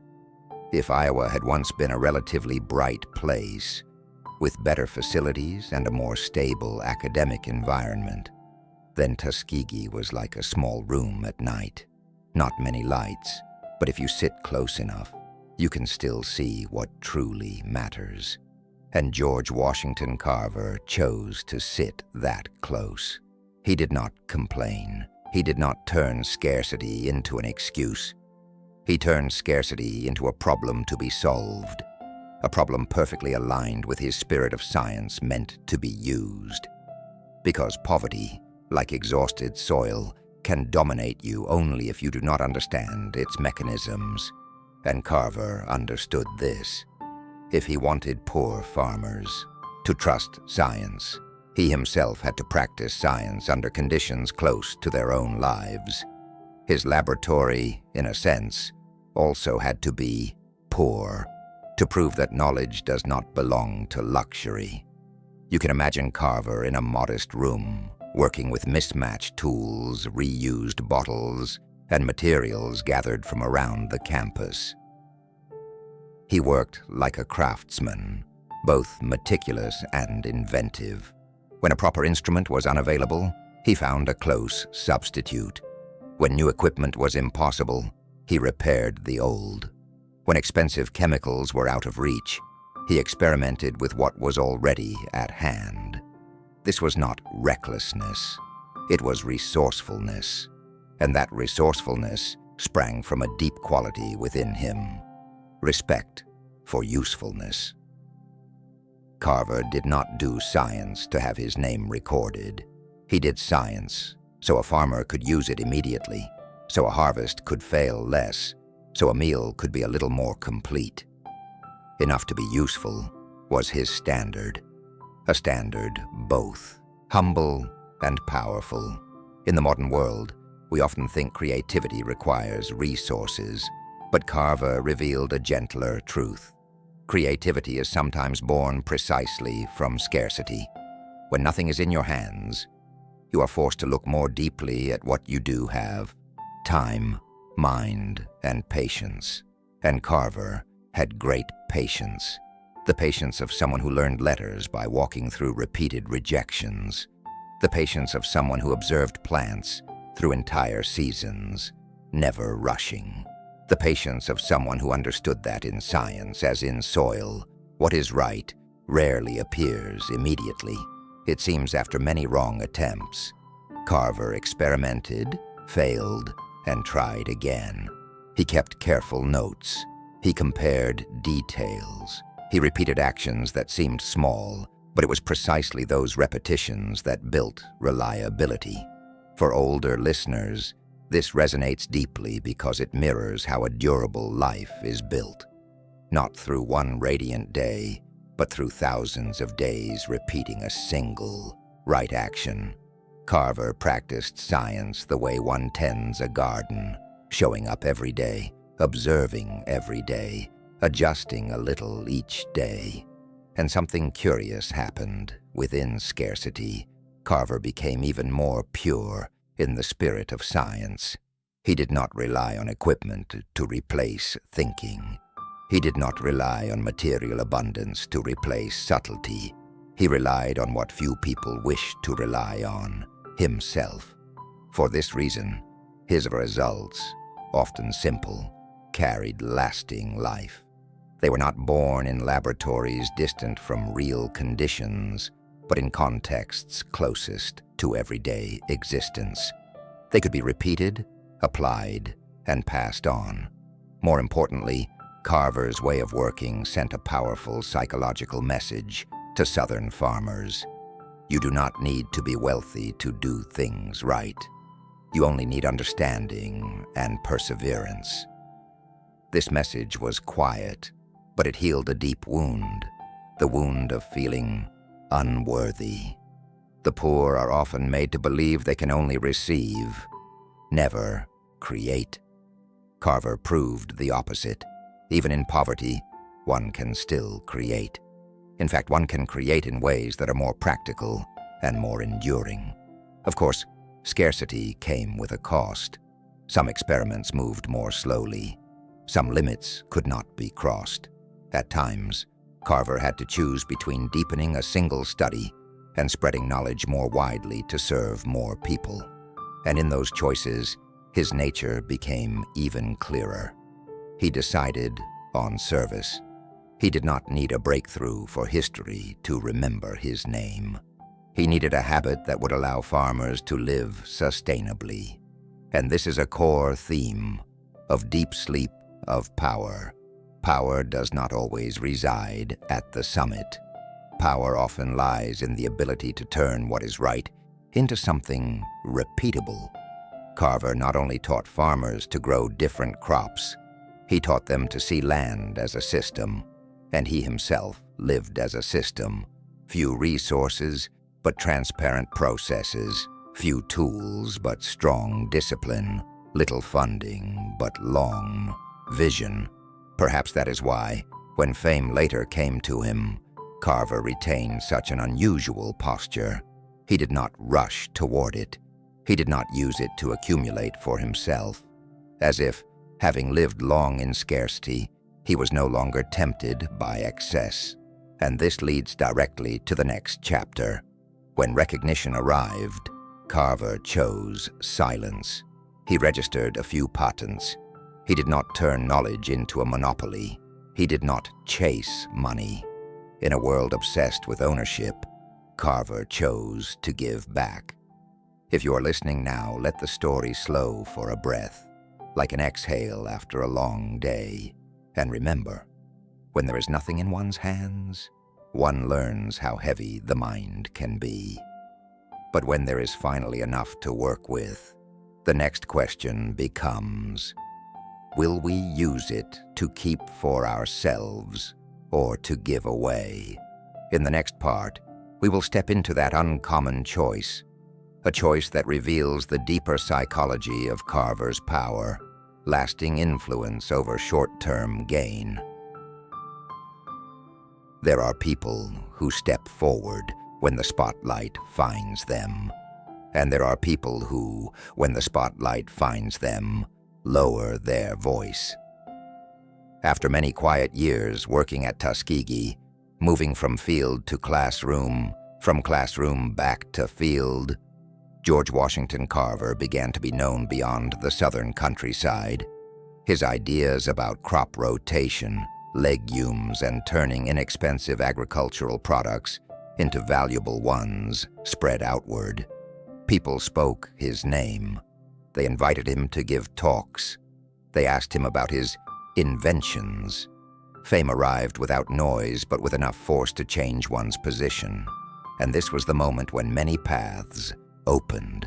One familiar path, filing patents, securing ownership, selling knowledge to companies, accumulating wealth.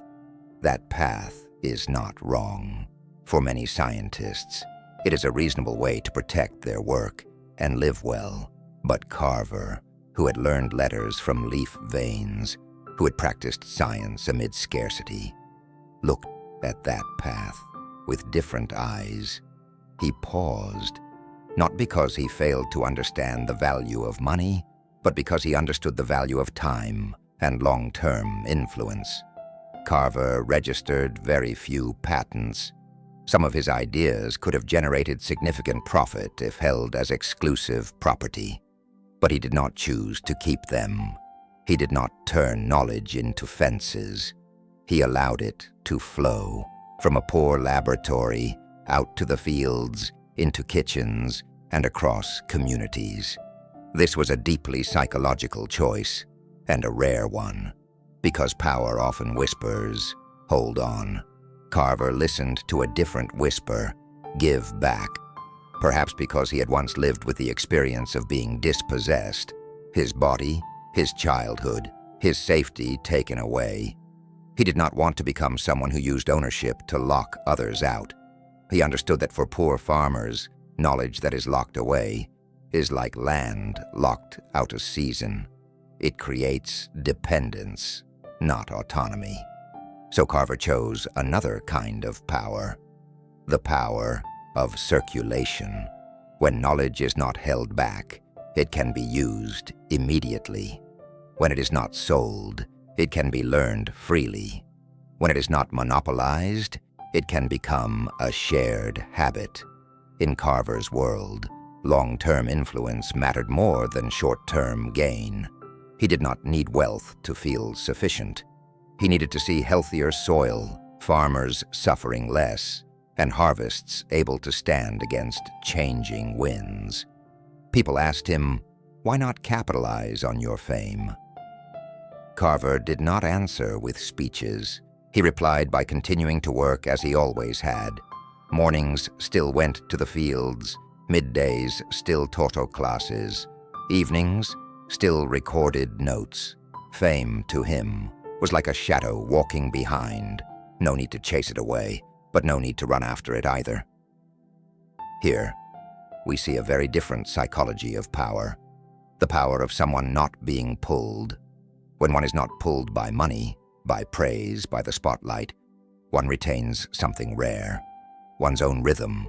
That rhythm, slow, steady, enduring, was precisely the rhythm Carver wanted to sow into the lives of farmers.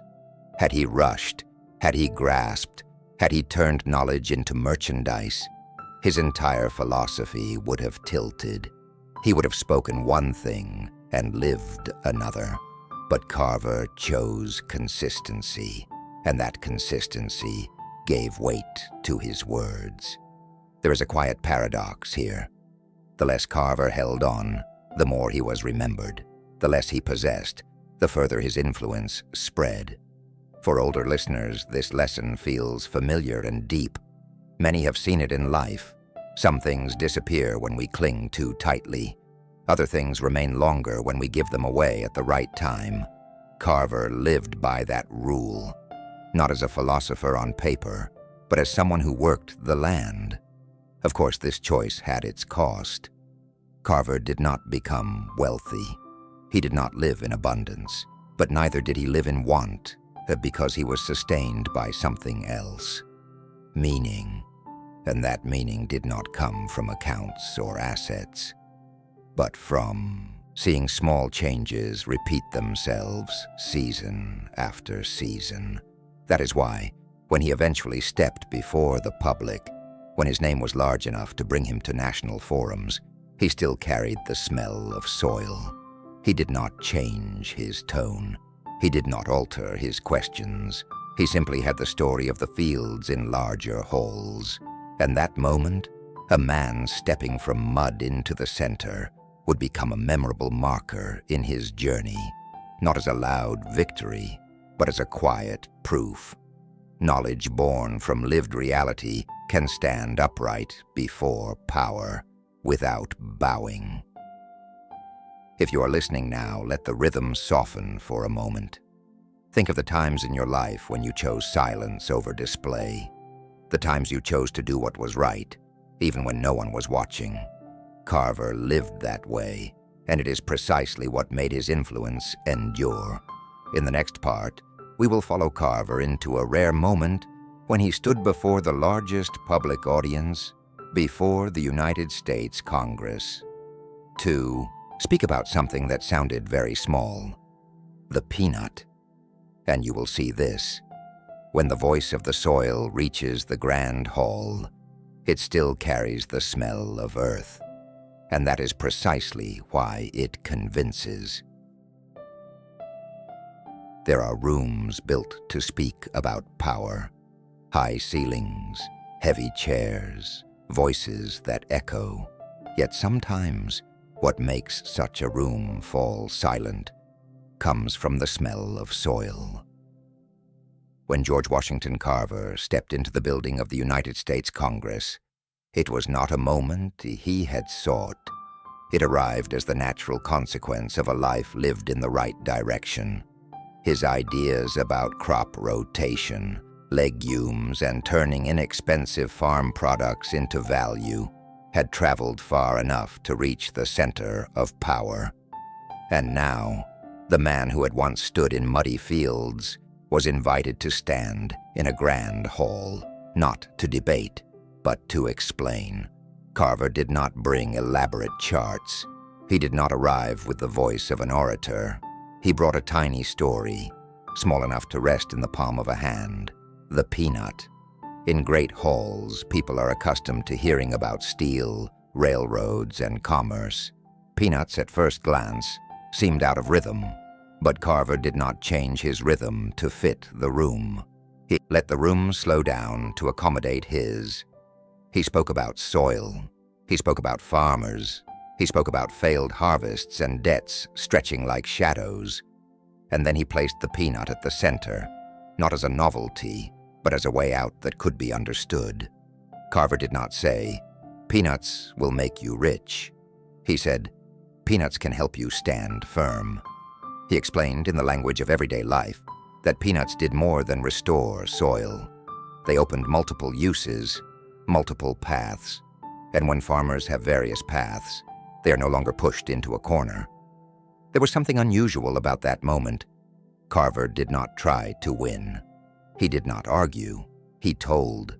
And when someone tells the right story, the story they have lived long enough, the listeners adjust their own rhythm.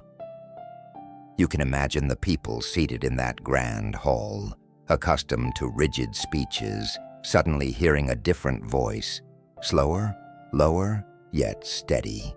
A voice not seeking to overpower, only to clarify. And when something is explained well enough, it no longer needs force. That moment was not a loud victory. It was like a bridge being laid from the fields to the center. No fireworks, only the quiet acknowledgement that knowledge born from lived reality can stand upright before power. For Carver, this was not a summit where one stops. It was a transfer station. He carried the story of the fields into the great hall, then took the listening of the great hall back to the fields. He did not change himself to match power. He allowed power to learn how to listen. For older listeners, this moment resonates deeply because everyone at some point in life must enter a room that does not feel like their own. And when one enters carrying a truth that has been lived long enough, there is no need to speak loudly. One only needs to communicate accurately. Carver spoke accurately because he never spoke beyond what he had done. The peanut in his words was not an abstract symbol. It was something that had restored soil, opened paths, and helped families breathe through hard seasons. And it was precisely this, having been done, that gave his words weight. After that public moment, Carver's name was mentioned more often, but along with attention came something else, a very human tendency: simplification. People like to speak of hundreds of inventions. They liked numbers. They liked legends. Carver regarded this calmly. He understood that the public needs memorable images, but he also recognized a danger. When a story becomes too bright, its essence can be obscured. When a lifetime of work is reduced to a list of achievements, the most important thing is forgotten: the way of thinking. And so, in the next part, the story will slow once more to clarify the controversies and misunderstandings surrounding Carver's legacy, not to diminish him, but to restore the actual shape of his achievements. Not an object, but a system. Not a single invention, but a way of seeing. If you are listening now, let the lullaby settle. When the voice of the soil reaches the grand hall, it does not need to change its scent. And when the room grows quiet, sometimes that is the sign that what is right has been heard. When a story is told long enough, it begins to simplify. And when it is simplified too much, it begins to shift the focus. After the moment of entering the public arena, when the story of peanuts reached the great halls, the name George Washington Carver began to travel faster than his work. People like neat numbers, people like short, memorable lines. And so, a legend was born. Carver created hundreds of inventions from peanuts. It sounds bright. It sounds impressive. It is easy to retell.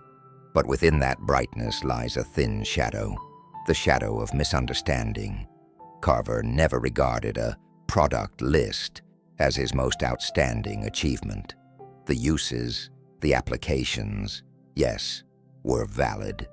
They opened exits, created markets, and helped farmers become less trapped. But if we stop there, we miss what matters most: the way of thinking. Carver's science was not the science of objects. It was the science of systems. A product list is like leaves. A way of thinking is the root system. When we count leaves, we forget the roots. And when we forget the roots, we no longer understand how the tree stands through stormy seasons. Carver looked at these controversies with calm eyes.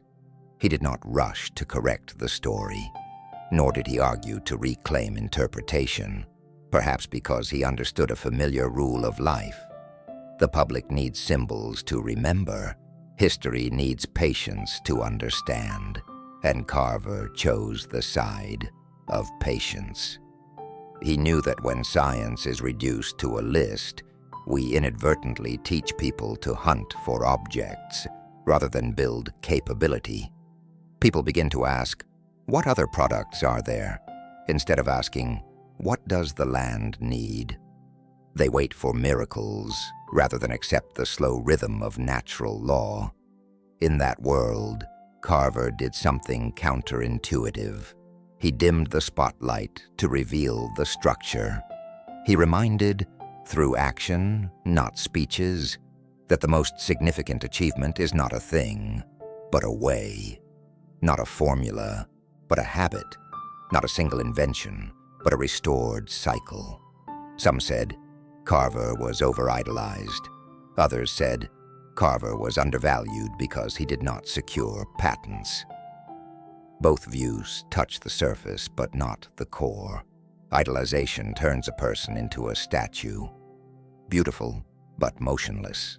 Undervaluation measures by money, clear but narrow. Carver belonged to neither. He belonged to a different realm, the realm of quiet influence. That influence is not measured by the number of products. It is measured by the number of seasons the soil recovers, not by money earned, but by the number of families who gained choices, not by applause, but by durable new habits. And so, while people spoke endlessly of hundreds of inventions, Carver continued doing what he had always done, teaching crop rotation, teaching how to observe the soil, teaching diversification, teaching how to do things right again. He did not need his story to be correct in the eyes of the crowd. He needed life in the fields to be less wrong. For older listeners, this is a familiar and profound lesson. Life often remembers what is easy to tell, but survives on what is hard to describe. What is hard to describe, habits, discipline, rhythm, is what keeps us standing the longest. Carver chose to leave behind those hard-to-tell things. Perhaps that is why his story always needs to be told a little more slowly, to peel away the layer of myth and see the structure beneath. When we do, we see something quietly beautiful. Science in Carver's hands did not chase the spotlight. It walked with life. Some ask, if there is no product list, what remains? What remains is a way of thinking that can be repeated anywhere there is poor soil and people willing to begin again. That is the true legacy, unloud but enduring. And as the story begins to soften, we approach the final stretch of the journey, where there is no controversy, no spotlight, only quiet results. Soil restored, farmers, lives changed, and science becoming dignity. Let the rhythm slow just a little more, so we can hear the sound of seasons that have been done right again. No lists needed, only laws respected. There are legacies that do not belong in museums. They live outdoors, under sunlight, in rain, across seasons that follow one another. They bear no nameplates. They keep working even after their creator has stepped out of the frame. The legacy of George Washington Carver belongs to this kind. After all the controversies, the memorable numbers, the stories simplified for straightforward tellings, what remains is not a product list. What remains is a new order, quiet yet solid, rooted deeply in the soil and in human life. Before Carver, many southern fields were like weary lungs. They inhaled a single crop and exhaled debt and despair. After Carver, that breathing changed. The land began to rest, to be nourished, to be repaid. And as the soil recovered, other things recovered with it. Not loudly, not suddenly, but honestly. Crop rotation did more than restore soil health. It made time gentler. When a harvest is no longer a sentence, people stop living in fear. With added choices, peanuts, sweet potatoes, soybeans, farmers no longer wager their entire lives on a single card. And when life is no longer a gamble, people begin to lift their heads. You can see this change without speeches. It appears in small details. A failed season that no longer triggers collapse. A family with steadier meals. A farmer willing to try a new plot because they understand why they are trying. This is where science stops being someone else's. It becomes a life skill, part of everyday resilience. And here we reach the core of Carver's legacy, science becoming dignity. That dignity does not come from titles. It comes from understanding. When you understand what the soil needs, you no longer feel lesser before it. When you know why plants fall ill, you stop blaming fate. When you understand there is a way to begin again, you no longer stand frozen in despair. Understanding, when given rightly, returns to people the feeling that they can. Carver did not bestow science. He transferred it, step by step, habit by habit, season by season. He did so with rare respect. Respect for the learner's slow rhythm, respect for the realities of poverty, respect for the wisdom of the fields. And it was this respect that allowed knowledge to take root.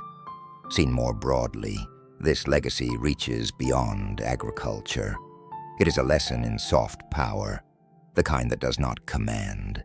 Carver's power lay in changing how people see, seeing soil as a living body, seeing plants as partners, seeing knowledge as a shared tool, seeing poverty not as a permanent sentence, but as a condition that can be addressed through understanding and patience. For listeners who have lived through many seasons, this will feel familiar. We have seen that lasting change rarely comes from forceful blows, but from small things repeated correctly. Carver did not seek quick victories. He built durability, and durability, over time, becomes history. You may not find Carver's name in every field, but you will find his hand in the way people farm, in the diversity of crops, in the use of knowledge to stand firm rather than to boast. This is a legacy that needs no monument, because it is alive. And when we look back on that journey, from a childhood marked by dispossession, through exhausted fields, to a restored order, we understand why Carver always avoided the spotlight. Bright lights can obscure structure. Structure, once embedded in the soil, will do its work on its own. If you are listening now, let a moment of stillness pass.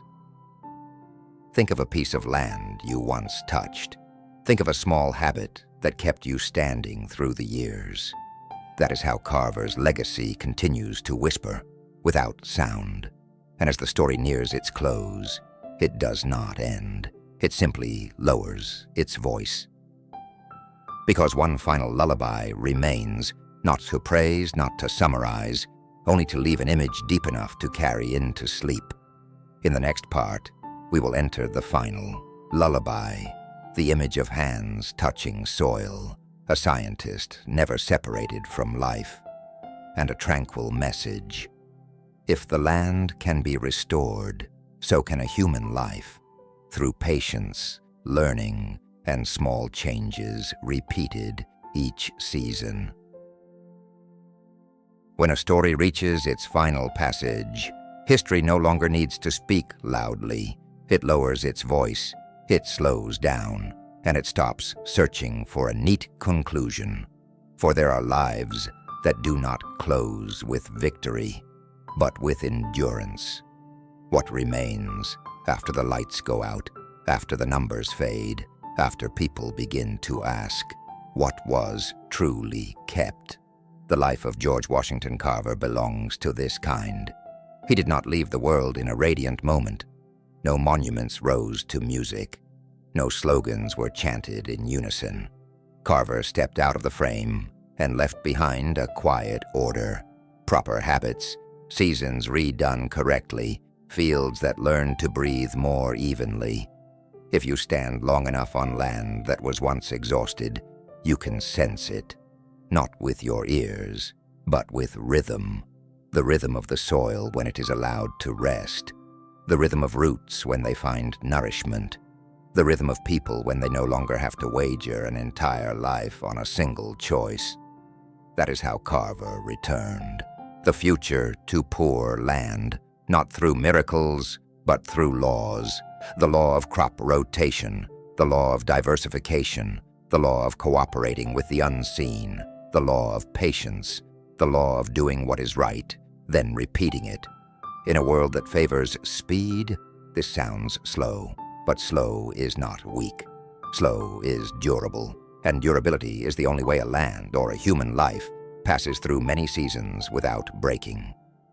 Recall the opening image of this journey. A child born without ownership of his own body. A childhood taken away. A life that began in deprivation. If anyone had reason to resent the land, it was him. But Carver did not resent. He listened. He placed his hand on the soil, like a hand on a wound, and asked softly, "What do you need?" That question, repeated long enough, became a method. That method, repeated in enough places, became a legacy. And that legacy does not ask us to become scientists. It asks only that we learn something very human. Do not exhaust what sustains you. Do not wager everything on a single choice. Do not dismiss the small. Do not believe poverty is a permanent sentence. Learn how to begin again, little by little, so that tomorrow has a place to stand. For those who have lived through many years, you already know, real change is not loud. It happens in kitchens, in fields, in habits. It happens when we choose a durable way over a quick promise. Carver lived that way, and so his story needs no climax. It needs stillness. Imagine his hands, hands that touched soil, touched roots, held simple instruction sheets, resting very lightly, not to assert, only to remind us that science is not separate from life. That power does not always need a sound. The future is sometimes returned through small acts, done steadily, done rightly. If you are listening late at night, let your breathing slow. Let the image of the field grow dim, not because the lights go out, but because your eyes have adjusted to calm. In that calm, carry one gentle thought. If the land can be restored, a human life can be too. No sudden turn is required, only a change of rhythm, only patience, only learning, only minor changes are repeated each season. And when sleep arrives, let this story not close, but remain. Remain like a wordless lullaby, that there are forms of power that need no spotlight, legacies that need no monuments, paths that open from seeds once dismissed. Thank you for staying with Deep Sleep of Power through the final rhythm. If this story offered you a moment of stillness, a quiet thought, or a durable belief, stay with the channel. Subscribe, so other stories may continue to whisper through the night of people who changed the world, not with noise, but with endurance. And as you fall asleep, remember, some futures are returned not by grand promises, but by a season done right, once again.